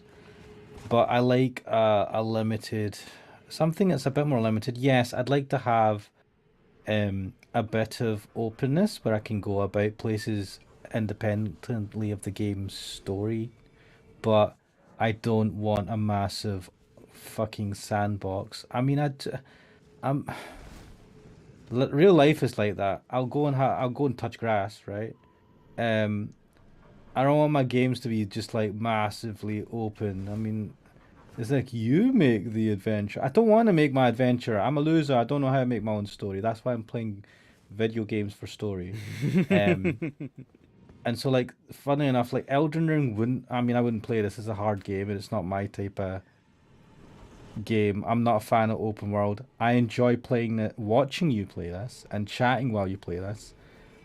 But you wouldn't play this? No, I wouldn't do it on my own, no. I'd maybe play it if I had other people watching with me, but I also don't like playing hard. The Soulsborne series is known for being hard, and this is still hard. I've actually heard mixed ideas about how hard this is in relation to the other games. Some people have said, and I've seen quite a few people say this actually, that this is easier than other Souls games. Others have said that this is more accessible, but not necessarily easier. Yahtzee says that this is harder. And I think I agree with Yahtzee because the reasoning he gave is what I think, which is that when people who've played Souls games before, and I've only played Dark Souls 1, I haven't played the other ones, right? But in those games, the way you could beat a lot of stuff was by doing your dodge roll, getting behind them, and then slashing them a bunch until they die, right? Mm-hmm. And in this game, the timing has been varied so much that you could try your dodge roll as soon as they start doing an attack, but then they won't have attacked you yet, and you're like, oh fuck, I still need to dodge, oh fuck. And then, you know, you just get hit anyway. There was that picture I sent you earlier today where it's like strength builds in Souls games. In Dark Souls 1 is like, haha, I fuck everything up. And 3 is like, haha, fuck everything up. And this one is like, why is the attack taking so long? Yeah, why is he so fast? Yeah, why is he so fast? That's it. Yeah. Oh, that as well, man. Fucking hell. It's like in between the dodge roll, they have done an attack and then wound up the next attack and then carried out their next attack. Yeah. It's absolutely mad. Yeah, I'm not. I mean, I think I could eventually train up or get used to the difficulty. I think I could, because Persona 5 was fine for me, even the final levels, and that's kind of a hard game. And I didn't feel it was a hard game till the end, where I was like, oh shit, do I have a high enough level for this?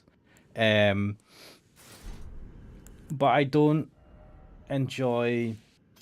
I don't know, man. I don't even play proper games on my own. I don't enjoy playing many games on my own. The visual novels I quite like because they're so linear, and it is basically just watching a movie or reading a book.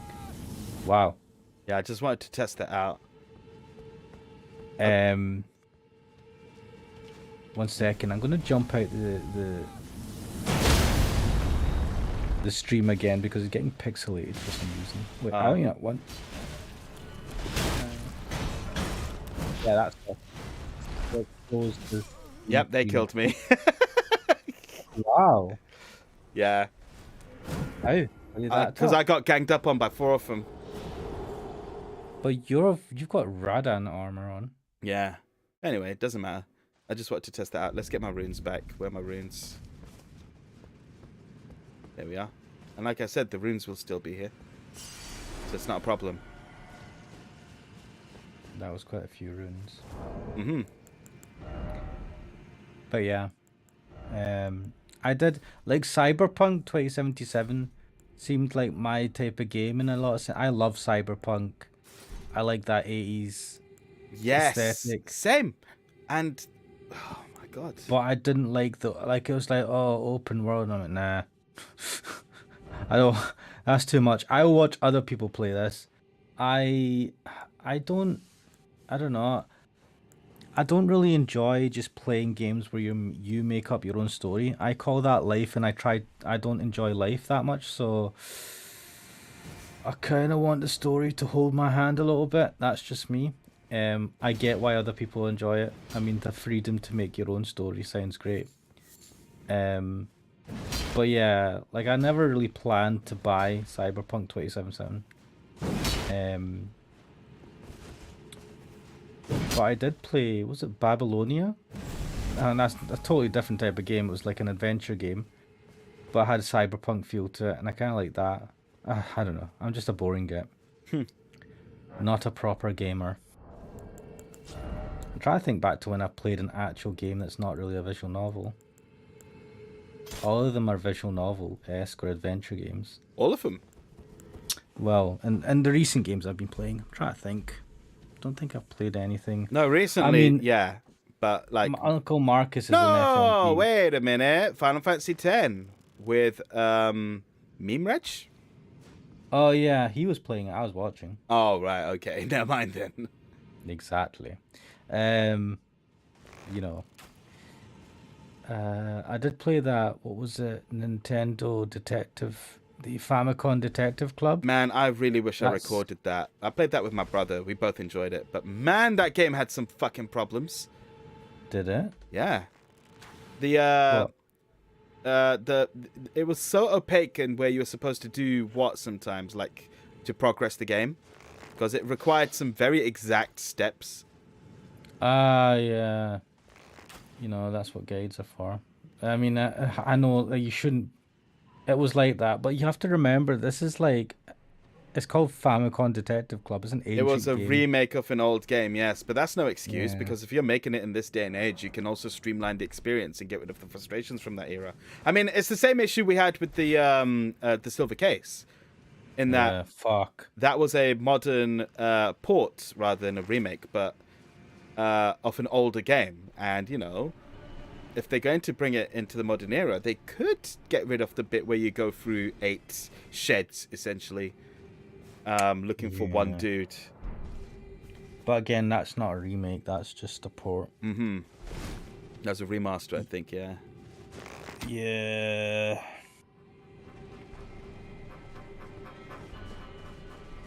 I don't know. Maybe I should branch out more with games. What would you play? I don't know. I don't like taking a chance, especially when it's a game that could cost.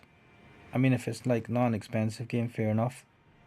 But I don't want to. This is the thing. Like, I've played Counter-Strike, right? That is a game that doesn't have story.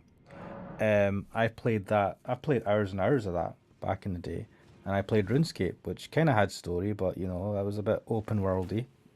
Back in the day as well, and I feel like at this age, I don't want to just put. I don't want to play games that I can sink unlimited hours into, because it's an open world game. I just don't want to do that in general. I feel it's justified if I'm like chatting to you, if I'm with someone and we're chilling while playing it. Then it becomes a social activity, yeah. Yeah, I feel that's justified. I don't feel it's justified if I'm just on my own, right? Mm.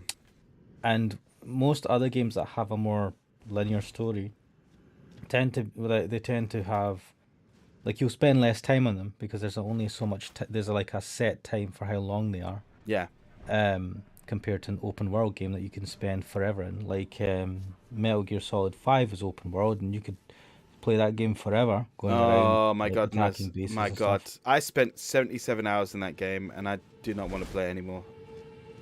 77 hours is a long time, man. I know. I haven't put that much time in Elden Ring yet. I've put 43 hours in this so far, just to give you some context.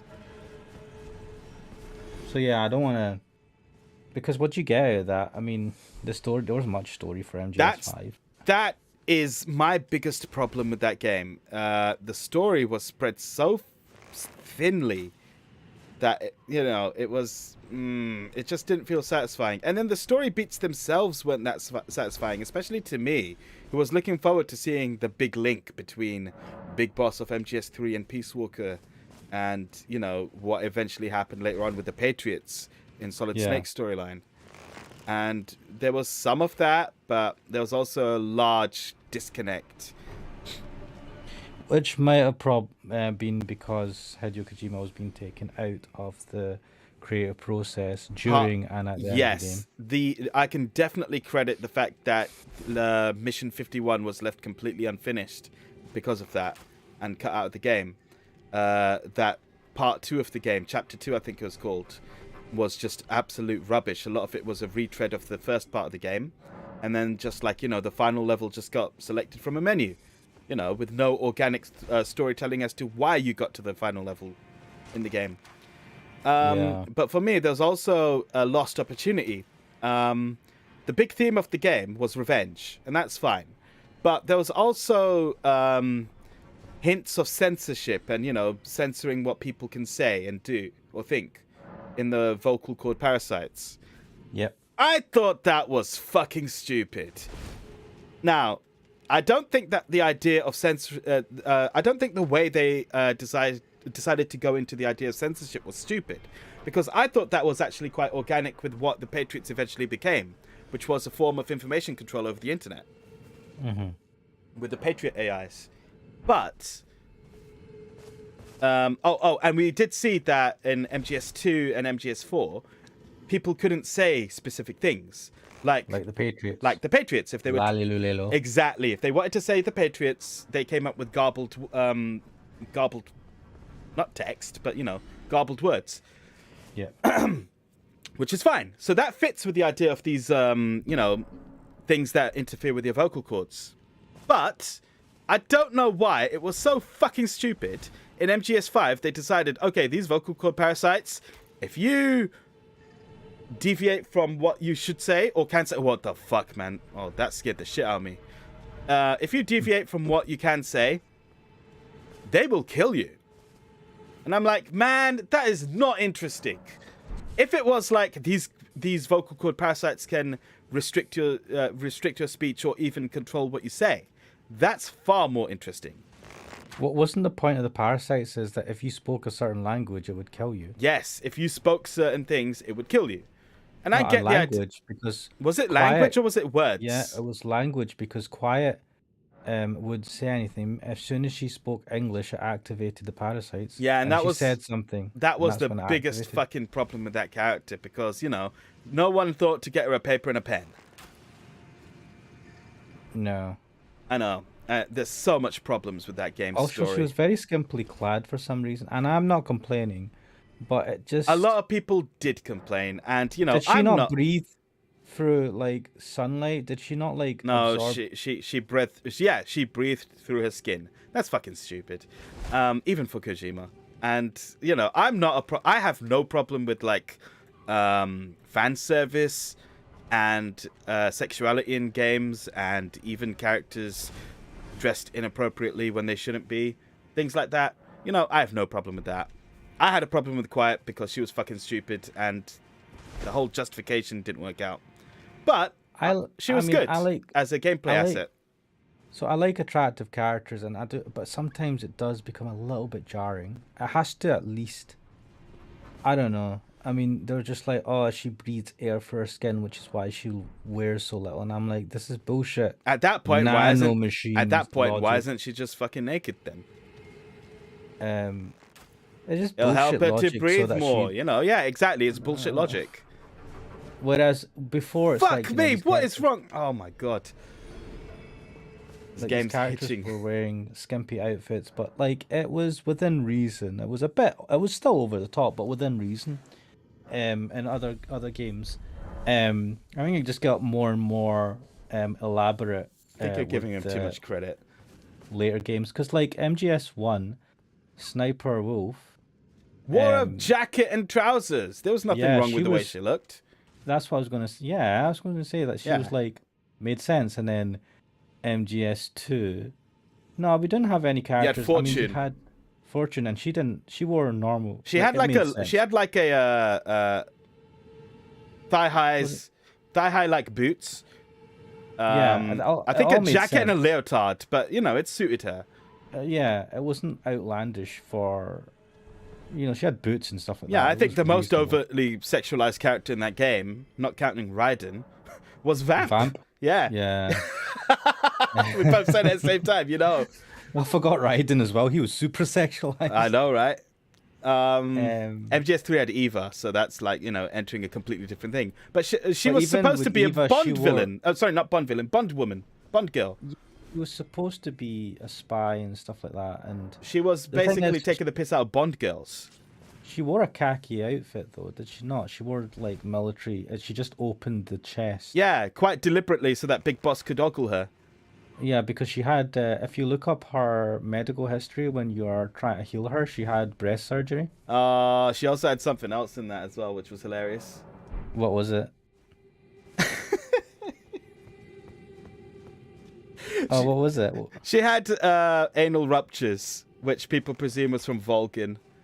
I'm just saying, that was there. You can look it up. I'm just saying. We know that he did abuse her. Yeah. God. She was a scarred woman. Like, she hid it well. Obviously, she was a strong woman, but she was being abused. Yeah. But mean, like you saw it in the cutscene. You saw how Vogan was. Did he not electrocute her? He electrocuted everyone, man. He electrocuted himself. He electrocuted Sokolov. He electrocuted Snake. But no, he was torturing her. Yeah, the only person he didn't electrocute was Ocelot. Maybe they're just good friends. But like, he was highly abusive to her. I think she hinted to us that, you know, he would, absolutely, yeah. torture her. Absolutely. Meryl also gave hints of that sort of stuff as well. What, Meryl got tortured? Yeah, by Ocelot. When was Meryl captured? She was captured in MGS1. When you were captured as well. Oh. Sorry, when I say you, I mean Solid Snake. But yeah. I was captured. I was in the field, man. I'm a badass. Yeah, just that all made sense. I think MGS4 is when it went a bit kind of crazy. You think 4 is when it went crazy? Yeah, what happened in 3? 3 wasn't bad, man. 3 was the sort of like apology for MGS2 going absolutely off the wall. Because when MGS2 came out, right, you remember the hype. It was like, yeah, Solid Snake is back. And he's on a mission. And then when the game actually came out and people played it, and if you chose not to play the tanker, then you just dumped in as Raiden. And you're like, who the fuck is this bitch boy? And I didn't have any of that because I didn't know much about Metal Gear Solid until MGS2. And that's the first Metal Gear Solid I played. So you and I was like, didn't have that, yeah. Like, this guy is quite sexy. I'm feeling a bit jealous here, man. Look at these lovely blonde locks. Wait, what type of game is that? It was a weird game to set my frame of mind for the whole MGS series. So, to be fair. Yeah. Now, MGS2 is one of those games I consider to be one of the greatest of all time. It's absolutely fantastic. And it's more relevant nowadays than it was when it came out as well. With its themes of information control and all that sort of stuff. Absolutely brilliant game. But also, it was a meta commentary on the nature of sequels and, what Kojima felt he had to live up to when making a game that was to surpass MGS1. And I think a lot of the themes just blew over people's heads. And there's obviously MGS3 was a much more straightforward game to be a sort of apology for that. Yeah, MGS2 did, like, a lot of the stuff blew over me, especially since I didn't know the context of the previous games. Yeah, which it absolutely fucking relied on. But they were just trying to be weird with Raiden, right? Because I remember watching there was the making of DVD that came with the game. Oh, you got that as well, yeah? Yeah, and they were just like, yeah, we realized that most of the people that like the Metal Gear Solid and Metal Gear games were guys. So we wanted to get the female audience. We wanted to, get some more women in. So we made a sexy male character. It was Hideo Kojima's like, I want more women to like. I want to be able to say to women, I made this game, and they'll like it instead of just guys.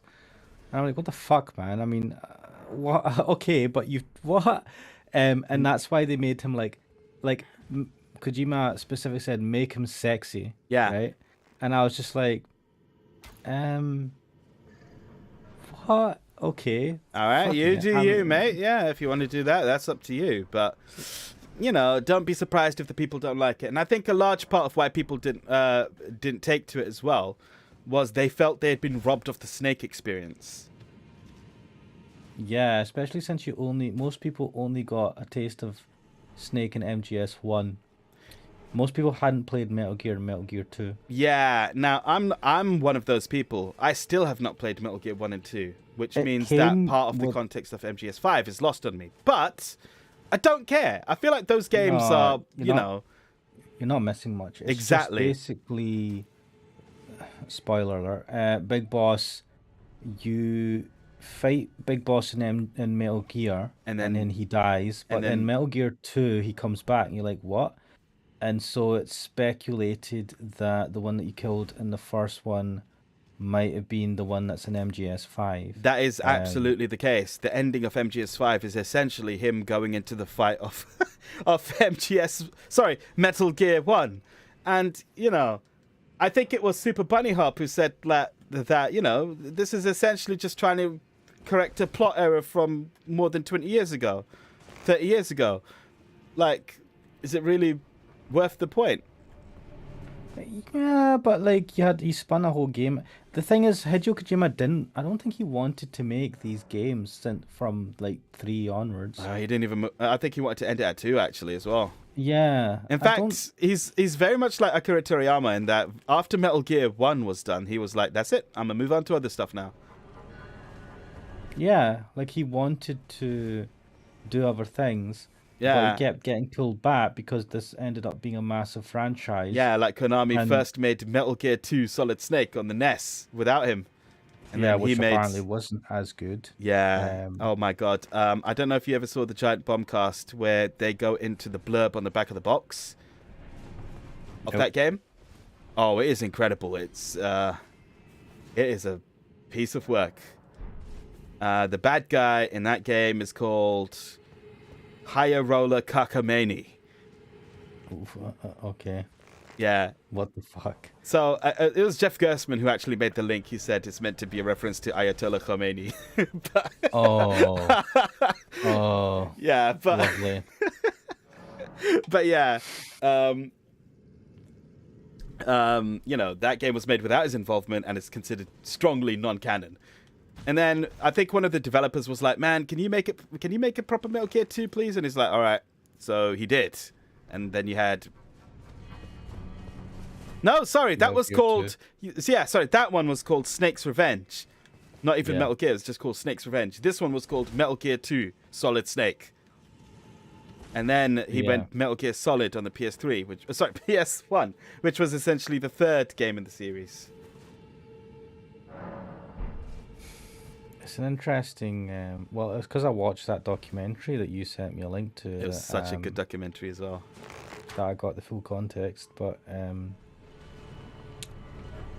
yeah, no, it's fascinating. Like clearly he wanted to move on, and then when he was able to do Death Stranding, the walking simulator, I feel he was given the proper. I think he was given full range. Usually Konami pull him in a little bit. He is now basically funded by Sony, but also allowed to do whatever he wants because he is head of Kojima Productions, his own studio. I mean, the thing is, Kojima Productions existed within Konami. But that was within Konami. He still had executives to answer to. Yeah, and I think now Konami are shit. Right, let's get this out of the way. Fuck Konami, yeah. Yeah, but I do think he needs to be reined in a little bit. Kojima? Yeah, just a little bit, because he goes fucking off the wall if you just, like... That much fucking potential talent and genius should not be allowed to go unfettered. No, because it would just produce craziness, absolute mad. The world's not ready for pure Kojima. The Death Stranding was fucking batshit. I've never played it, but it just looks like, what the fuck is this? What I loved is that people called it an Uber Eats simulator. Because it kind of is. I mean, I've never played it, so I'm judging it without having played it. But I want to play it at some point, but I also don't want to play it. It's too much Kojima, and not enough someone telling him, make some sense, please. Just some Kojima, please, some sense. But yeah, this comes from a while ago, and I can't find this interview, but it was an interview with the translator from Metal Gear Solid 1. And I think they were saying that essentially after they were removed from working on Metal Gear Solid games, like essentially, the translations became a lot more stiff later on or something. Which is part of the reason why some people don't like certain aspects of those games. It was just like, a large part of Metal Gear Solid 1 was flavor introduced by the translators, or shall we say localizers at the time. Interesting. There's always going to be some element of that when you're talking about mediums works translated from one language to another. Yeah. I would like to see Hideo Kojima do some more adventure games or visual novel style games, because he did Police Knots and stuff, and I think that would be a great medium, because he can go absolutely batshit fucking crazy with the story. I love the crazy stories. I mean, but it's constrained within the medium of an adventure game. Like, it's the problem I have, and this is me being selfish. I'm not saying this is going to be a popular game. This is just my preference. But the thing I like the crazy story. I don't like open world. Death Stranding was fucking open world. MGS5 was open world. I don't want open world, right? I want some linear, a bit of linearity, a bit of like limitation and story guidance, and like Hideo Kojima does. Like, he has a great vision, like the way he makes the games like a movie, right? He has that thing on it. It's great, right? and you see it in Police Knots as well, and you see it definitely in MGS 1 and 2 and 3. And so I think like if he got to do a couple more smaller, just like he'd be able to do a few of them instead of like 5 years in one game, building a fucking engine for it But I as think well. he likes those kinds of big movie games because he is such a movie guy, and now he is rubbing shoulders with people like Guillermo del Toro. I don't know how to pronounce his name. And he got Norman Reedus as the main character in Death Stranding after he got Norman Reedus to be the main character in Silent Hills, which didn't happen. And he got Mads Mikkelsen. He got fucking Mads Mikkelsen in. Oh yeah, so he did. I mean, yeah, he's always wanted to be a movie director. So and he's doing that. He's making the movies he wanted to make. Death Stranding is the first one, and I suppose we'll find out what the next one is later. I don't need open world. I don't like open world. But it's the thing. Look, nowadays, people are like, if it's open world, if it's not open world, what the fuck is it?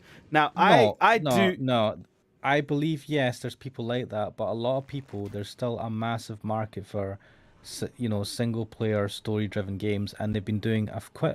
I've read, and I can't give specific games. You mean linear single player games? Because these open world games are largely single player. Sorry, linear single player games. Yeah, there is a big market for them, but the reason why, and part of that is because you don't get so many. All these companies, the bigger companies, are trying to make things all open world. And all the time, yeah. Inevitability of that is it becomes fucking common, and people get fed up of it. I mean, the other problem is that with games like Elden Ring, which fucking which mastered the art of open world, right? Render games like Ubisoft's entire catalog completely irrelevant. Like, why the fuck would you play like maybe Assassin's Creed over this? Whoa, my god, oh fuck me, man. Bloody hell. I mean, you do it. I mean, the only difference is besides the slight gameplay mechanics, is the story. So if you're invested in the Assassin's Creed story, but if you're only getting that open world fix with a kind of, and you're there for the environment, then yeah, Elden Ring just whoops their ass. But the thing is, right, Assassin's Creed hasn't really had an investable story since they fucking killed off the point in Assassin's Creed 3. Yeah. Yeah, they killed Desmond. Yeah, they killed off Desmond, finished that story, and then just continued. It wasn't even games. finished. They just killed him. What was the fucking man? That pisses me off to this day. Fucking hell. And it just went fucking mental. Oh, here's a story about some other characters that no one gives a fuck about. And I'm like, what are you doing now? I know what yous have done. Yous have went, we're going to fire out a game every year, so fuck the story. They even made it like, the fucking Animus is now made by game developers who are just going in to find people's memories or something. So they literally made Ubisoft in the game. Wait, isn't Ubisoft the one that protects, like, sexual predators, people that commit sexual harassment? Isn't that the company? That could be Ubisoft, that could be Activision. I don't know. They all fucking blur together. No, it was Ubisoft. I've like heard. I believe it's probably both of them, to be fair.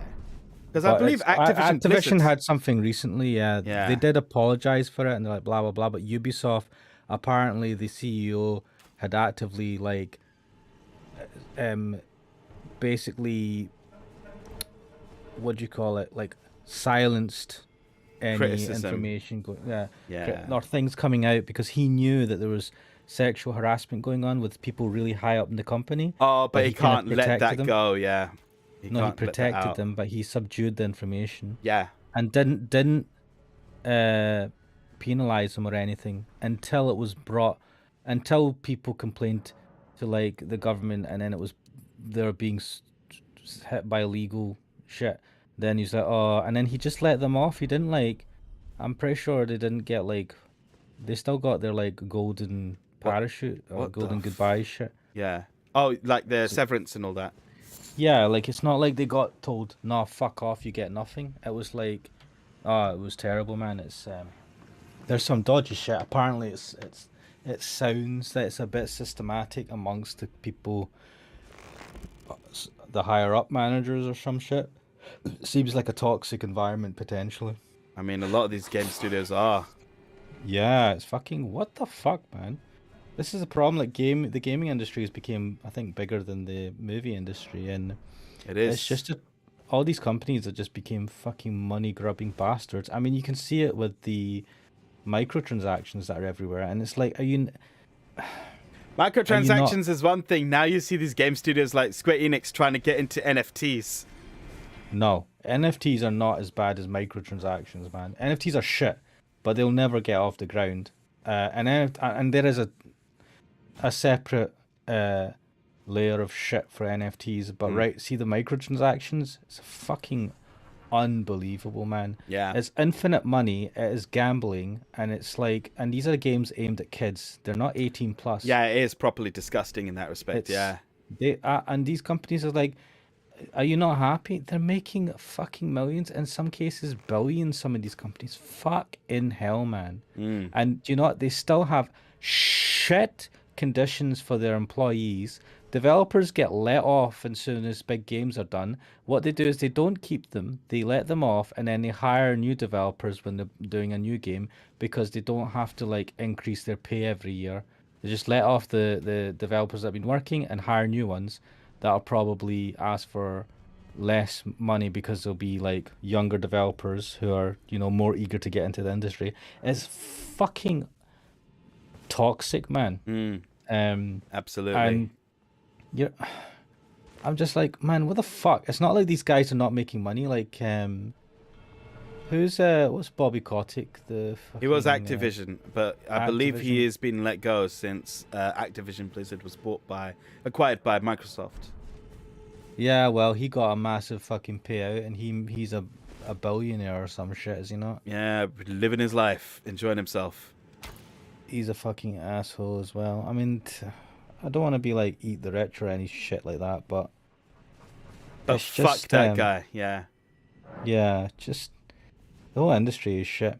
I'd like to make games, but I don't want to. I really wouldn't want to get involved in any of these big companies because it just sounds like fucking terrible conditions to work in, especially with crunch, and you don't get overtime pay, and even if you do, 80 hours a week. What the fuck is your life, man? Well, the thing is, like, the way I hear it from people who do coding and that, and like, is that, you know, they're like, why work in a games company when your skills could be better put somewhere else where you get more pay and better conditions?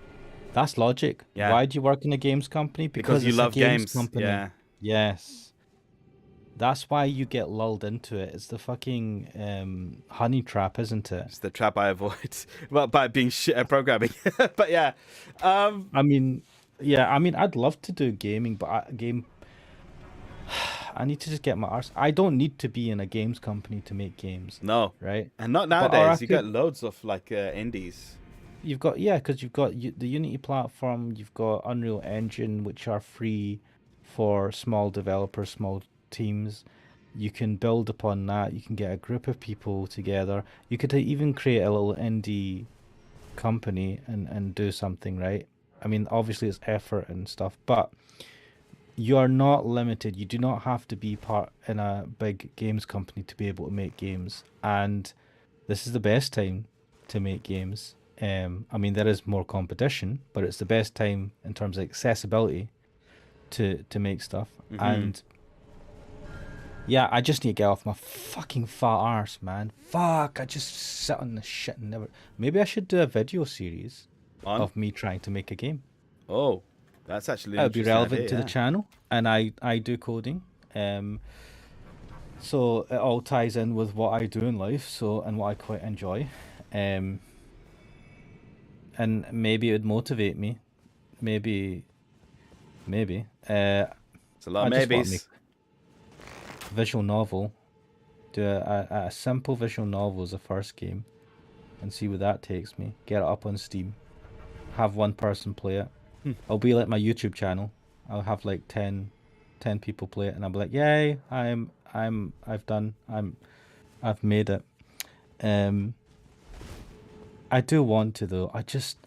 I've been wanting to for years, and Hmm. I've been slowly working towards it. I mean, I'm editing videos, I've been trying to get into drawing, I've been doing coding, I did a course in Unity. I mean, I've made steps towards this, Hmm. but I'm just too lazy to fucking make a proper start, and I need to do this. But that may be an interesting thing to do. I might do that because I like trying with these videos. I like to try and maximize the efficiency of productivity by why if I make a video series on me making a game, not only am I making more videos for the channel and maybe getting some more views, I'm also able to stretch my skills in programming and also game making, which I've Hmm. not done yet, and a bunch of different things. And maybe I'll have to draw the sprites, the characters. Oh, they're gonna be fucking terrible. But I should do that. But the hardest thing I ever have with making a game, even a simple one like a visual novel, which is not really a game, It's a is game. Don't listen to what people say. story. It's a game. Sto- There is player Story. input to progress a story. It's a game. So the hardest thing I find to think about is story. What story do I make? And that's super hard because that's really the crux. In my opinion, and the way I like games, the story's the best part. And I can't do story. I can't write story. I'm just not practicing it, so I have to, in the process, Well, you have to think learn. about like what the story writing process is. I believe a lot of people draw inspiration from their own lives when it comes to writing stories. So I have a friend who's a budding author, and I was talking to him about this a while back, and he said the problem is when you write your first story, it ends up being biographical, too biographical, and it's like I mean, you don't want to, Put out a biography. yeah, because I was starting to, I'll do a story, and I was like, wait, man, this character's just a cynical asshole. Fuck, this This character's guy's me. just me. But maybe I should just do that and go, fuck it. I am not a fucking author. So I'm gonna just be lazy and do that. Try not to make it too biographical. But I don't have a breadth of experiences in life where I can draw upon multiple different kind of like characters easily. So I don't know. I mean, a lot of manga stuff and all that, the characters are not biographical, but they share a lot of aspects with the author. So Yeah, so one of the problems I have with all these isekai I've told you is that they all seem to follow game logic, right? mm-hmm. And I honestly believe that is because a lot of these authors are just going from video games they've played, like Dragon's Quest and whatsoever. In fact, I do believe it is just Dragon's Quest. With a focus on things like the Demon King and leveling up and going out on quests and so on. For them to make more interesting stories, they need to have a greater wealth of information to draw from, experiences or other stories they have read, or experienced games or films they've watched or whatsoever. What I'm trying to say is I can very easily see the influences, and it is too limited in that genre. I think it was Mushoku Tensei. I still haven't watched that yet, but I've heard that is a lot better. So Mushoku Tensei is what at least Gigot referred to as like the original isekai. Yes, So that's probably why it established the tropes but it's that a lot of also got a very well established world that has a lot of world building to it, which goes outside the norm, right? yeah, because it's not copying. Mm. Because a person like the original thing's always going to be people copied it for a reason, right? Mm. And the copies are always invariably not going to be as good. And as well, and as when you get a facsimile and you copy the facsimile itself, and you copy and copy and copy, which is I think what happens. A lot of these isekai will look at other isekai and copy those isekai a bit. You get a lower quality of isekai, and I think Mushoku Tensei, because it was an original idea at the time, it's been more thought out. It's like The Matrix. Yeah. That is incredible, and a lot of people copied it, but they were shit copies, And a lot of people copied the copies over time, and they were even shittier because they're just copying something. They've not put into the thought into the whole concept and why are we doing this way? Let's try something different. That involves a lot of thought and usually is something that's at least more thoughts put into. Yeah. But yeah, I should do this. Right now my head is too tired. Maybe after a couple of weeks. But then I keep saying that. I should just do something simple, even just using shitty pixel sprites. Scholar known as the Gold Mask, to beg his instruction. Oh shit. We may not meet again for some time. If there's any incantations you wish to learn, now's the moment. Oh, for fuck's sake. Fine, I'll take all your shit.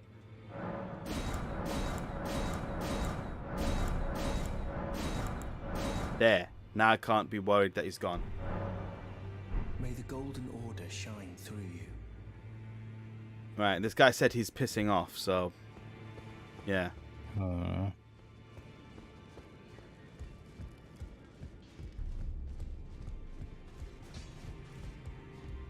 I'm just sort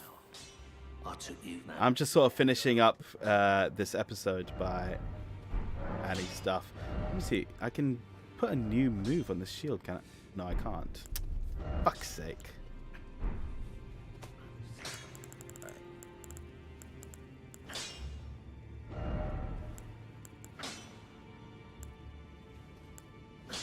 But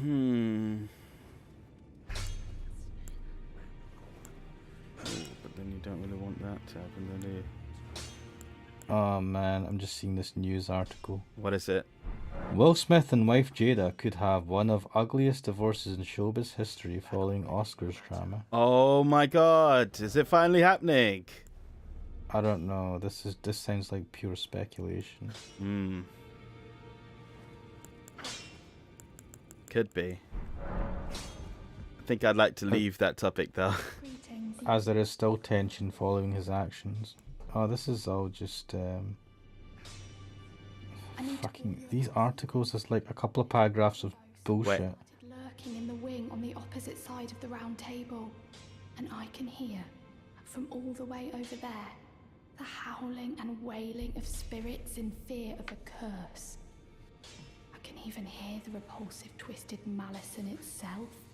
A plethora of spirits in an unceasing cacophony. This is not good. I don't like this place getting weird stuff happening here. Inflicted to This is your safe place. Yeah. Not even the grafting caused anything like this to happen. You should keep your distance. I know you're strong, but please. Man. I can hear it from the howling, and you should yeah. keep your... I know you're Alright, well, let me... Are we supposed to look around here and discover what she's talking about? I'm not sure.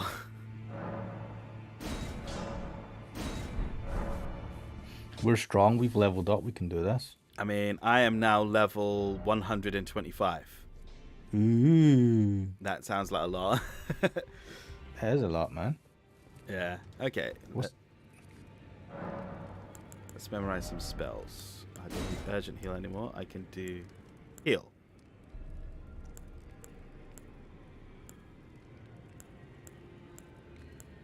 Can I do this? No, I need to have more faith. I haven't done any faith.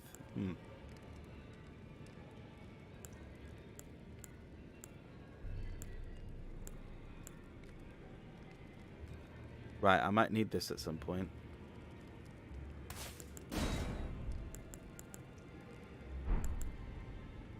Oh, right, okay, fair enough. I haven't got the thing for that.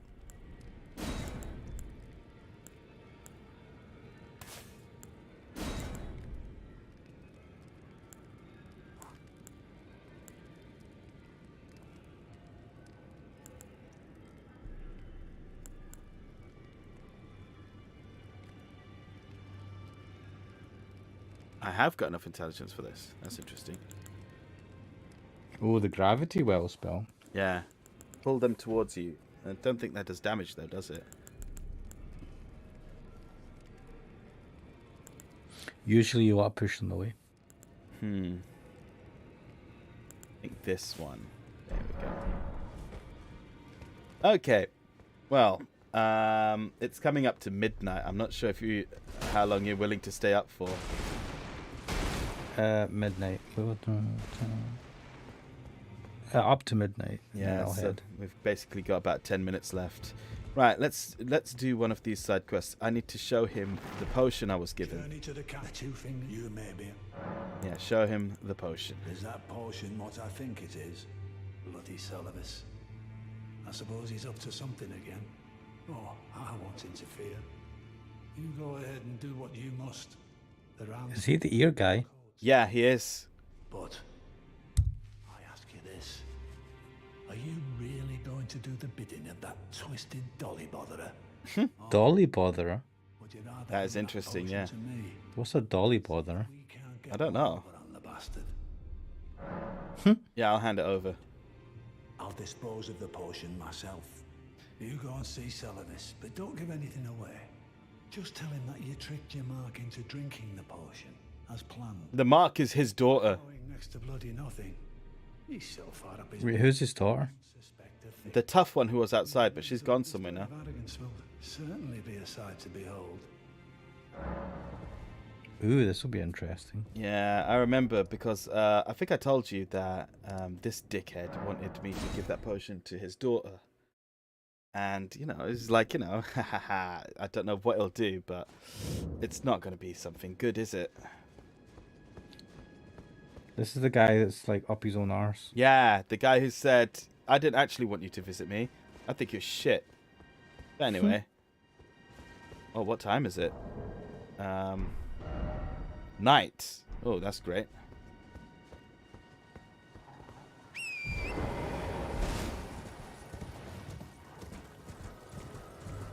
I don't normally go. I don't normally go out at night in this game. Ah, should be fine. Yeah. And the wolves would attack me, yeah. What the fuck? Someone's throwing magic at me.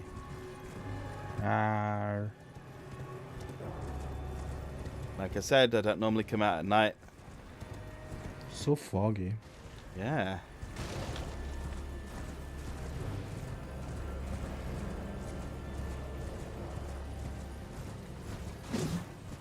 Right, it's this building, isn't it? I think so. I actually need to acquire some materials so I can make more fucking arrows. Where is he? He's dead. What?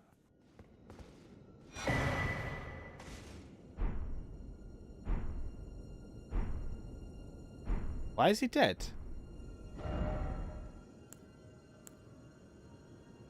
What the fuck? Okay. Give 2 starlight shards. Do I have starlight shards? I have 3. So 3 to get a Jarrite's puppet. And 2 for a finger maiden. I'll go for the finger maiden. What does that do? I don't know. Why is he dead? Is there any notes? Anything? Lovable sort. Climb up the ladders, maybe? What does that take you? Maybe I did something in another quest that got him killed. I don't know. These quests are weird, man. Like, they all interlink in ways so you can fuck things up before other ones. But whatever. I don't feel bad. He was an asshole. Exactly, yeah. Fuck him anyway. Right. I already took this. So whatever. So you've already stolen from him? I think so. Thief. Whatever. Or did I? More upstairs. Wait, there's more upstairs. No, this is it. That's the end of the road. Shit. Then it's just roof. Oh, that was interesting. He's dead. Fuck this guy. Yeah, fuck this guy. But I'm worried as to why he's dead. That's a good question. I have no idea. Do we go back to the king with ears and just be like, bro, he's dead? No, it doesn't matter. He didn't give a shit about him anyway.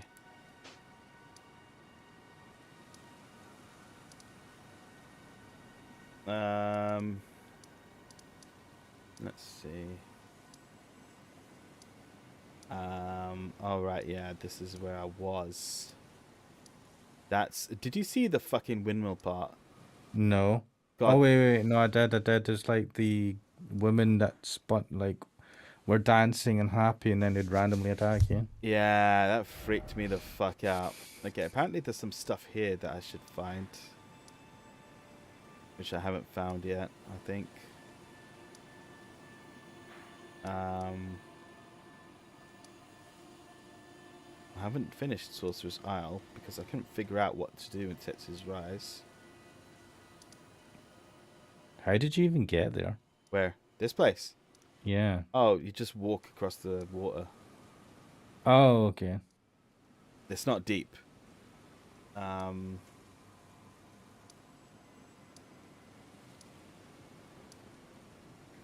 at the point where I need to start finding stuff to do.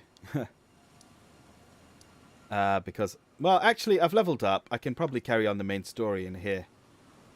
But that'll be next time, I suppose. Oh, this goes up. Interesting.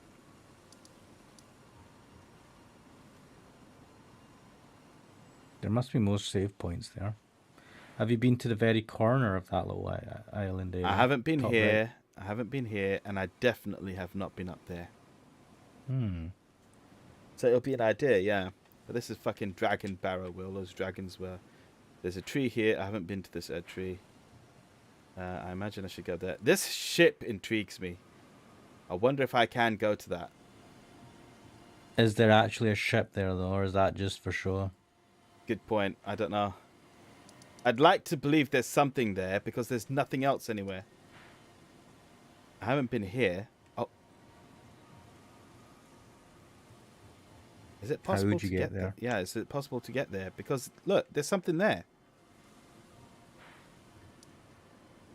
I don't know. I can have a look. I didn't get the fucking grace from here because it was that time when the grace had the sign underneath it. Oh, maybe it's gone. Let's see if I can get that fucking grace because it really pissed me off that I couldn't get that grace. But did you not figure out how to like get rid of those signs? I did. So Look at the hung people. What the fuck? yeah, I found out what I can do is go into offline mode and then just quit out the game, go back into it. It'll load you back where you were. You don't have to be at a site of grace for that. Well, what the fuck?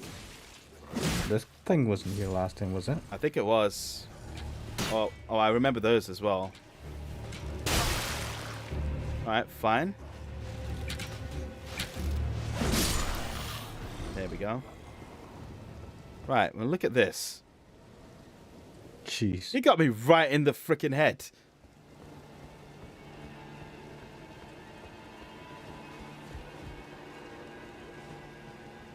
A lot of jellyfish. Yeah, I'll leave him to it. I don't like attacking the jellyfish.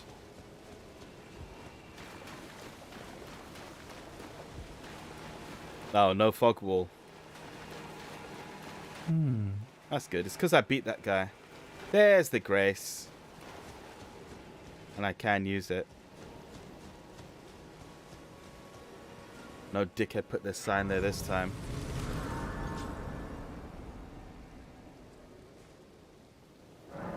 Still can't fucking believe that. People are arseholes, man. Proper. You know, I fought a boss called the Mimic Tier, which was basically like it copied me exactly, right? And then after that was a grace, and again, someone put a fucking sign there. That's when I think put I my was yeah. there for that. I'm not sure if you were or No, not. I watched that. I watched that afterwards. Yeah, I watched you go through that. Yeah. Right, yeah. So that's when I was like, oh, how the fuck do I do this? And then I found a way to deal with that. Such an annoyance. You've not gone to that tower either. Which one? If you go, see to up This? to the right. Yeah, and to the right to the little island it takes you to either. Yeah, I've not been there. Yeah, these are all places I should go to. That bridge. Looks like it. Yeah, I haven't been in this well either. Oh, because that's where the fucking ants are. Oof. Right.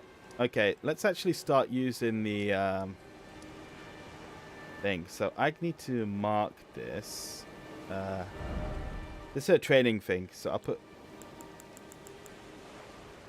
What can I put as a training? I'll put this, I suppose, to indicate that's for training. That I'm not going to do anytime soon. This is the Sofa River. I don't give a shit about that.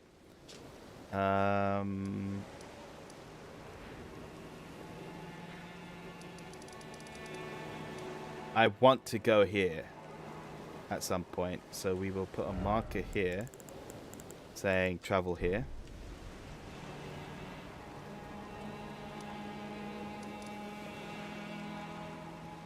I haven't been above this ground yet. I don't know how to get there. I've been underground, not overground. Wait, is that not on the surface? That No, this one is underneath. Like if I go there, you'll see it's just under the fucking ground. weird. Looks like it's on the ground from that map. Yeah, have a look.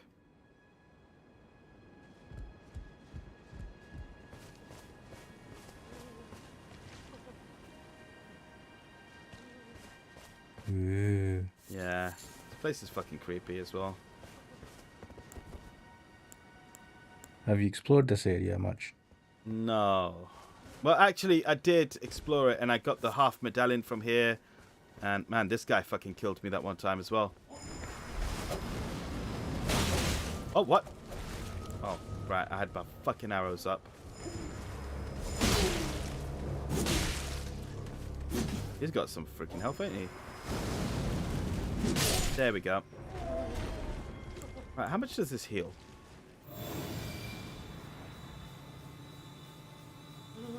Whoa, what's that doing? Not healing me. Yes. Oh. So I guess I can cast it as long as I want.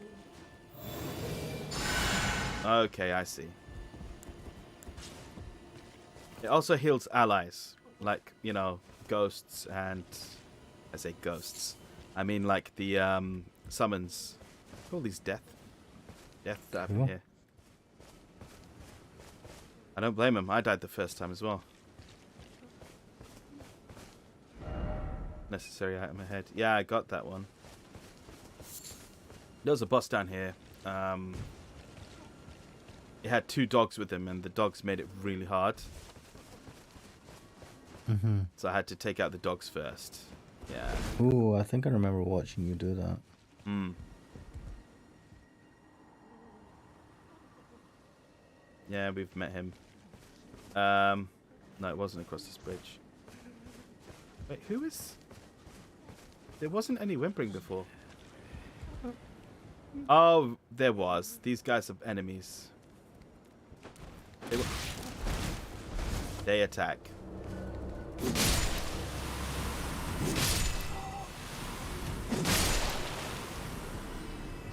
Anyway.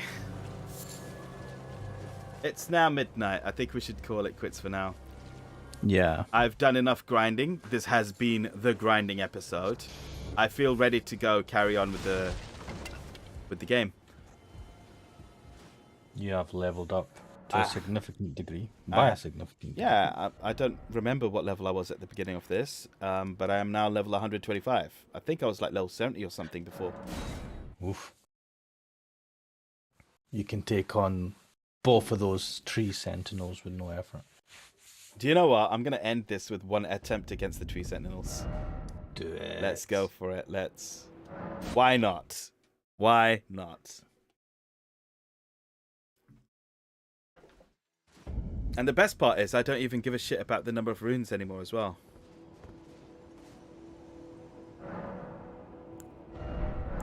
Because it's very easy to get more. Yeah, I mean, use them up while you have them. Yeah, I have bought magic and all that. Right. Oh, it's the hound has been up there.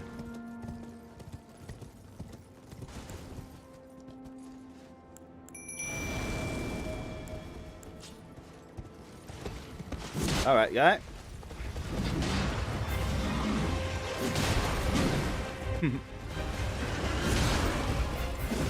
Ooh. Yeah, that still does a bunch. Why hasn't the other one activated?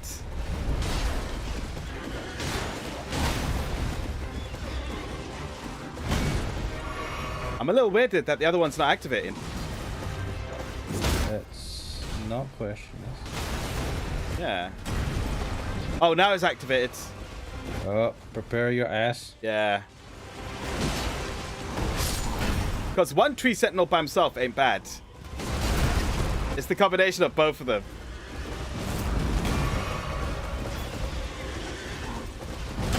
Oh my god. Oof. That's not a move I'm familiar with.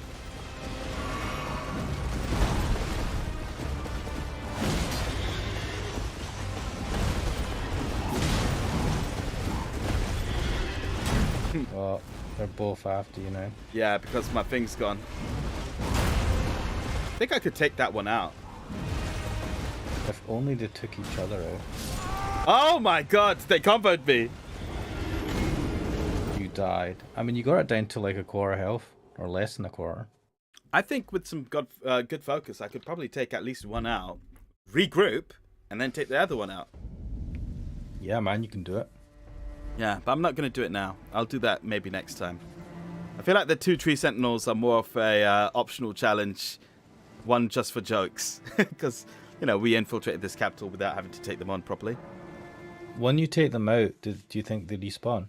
No, they're bosses. They've got boss bars, health bars, like you know. They'll probably die and stay dead. The draconic tree sentinel, I think, has stayed dead.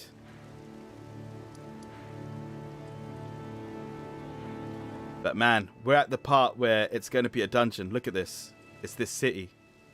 Ooh. And it's going to be long. I heard this is quite a long one. Nice. Yeah, I'm looking forward to it. With my newfound strength. The same equipment as always. And I've even got new equipment I can use. I can use the Radan's sword now if I wanted to. I could just straight up use it. Awesome. Including that move of his.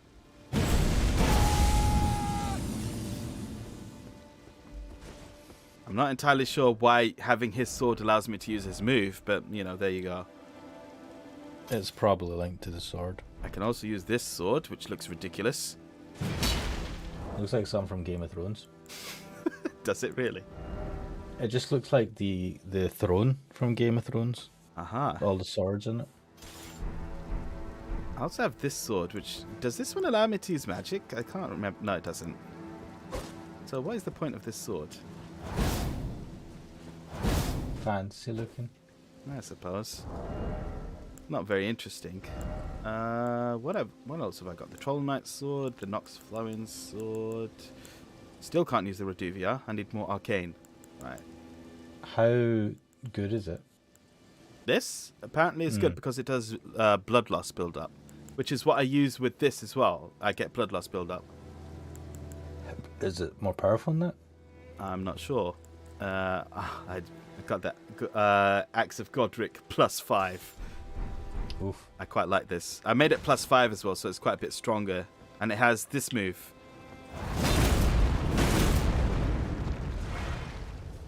Could use that when you're taking on 2 tree sentinels. I'm not sure how effective it'll be against them in terms of like stunning them. But I could do that.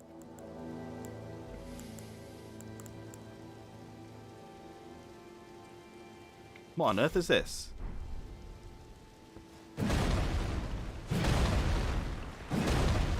I have no idea what this is. Giant stick.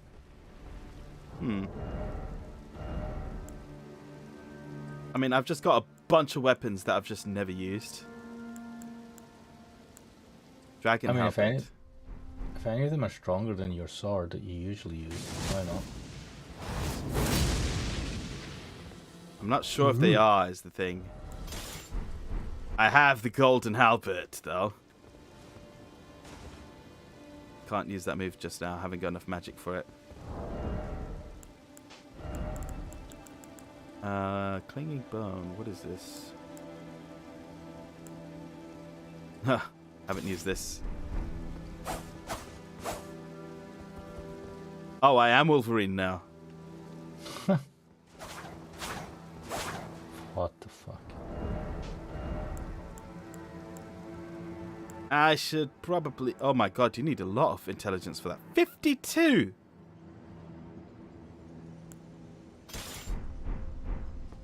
Right, I can use this. Brilliant.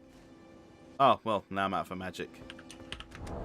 Oh, maybe one day I'll actually try magic properly. I know people say magic is very strong in this game. Ooh, I should actually level up for this one. 24 intelligence and 24 faith.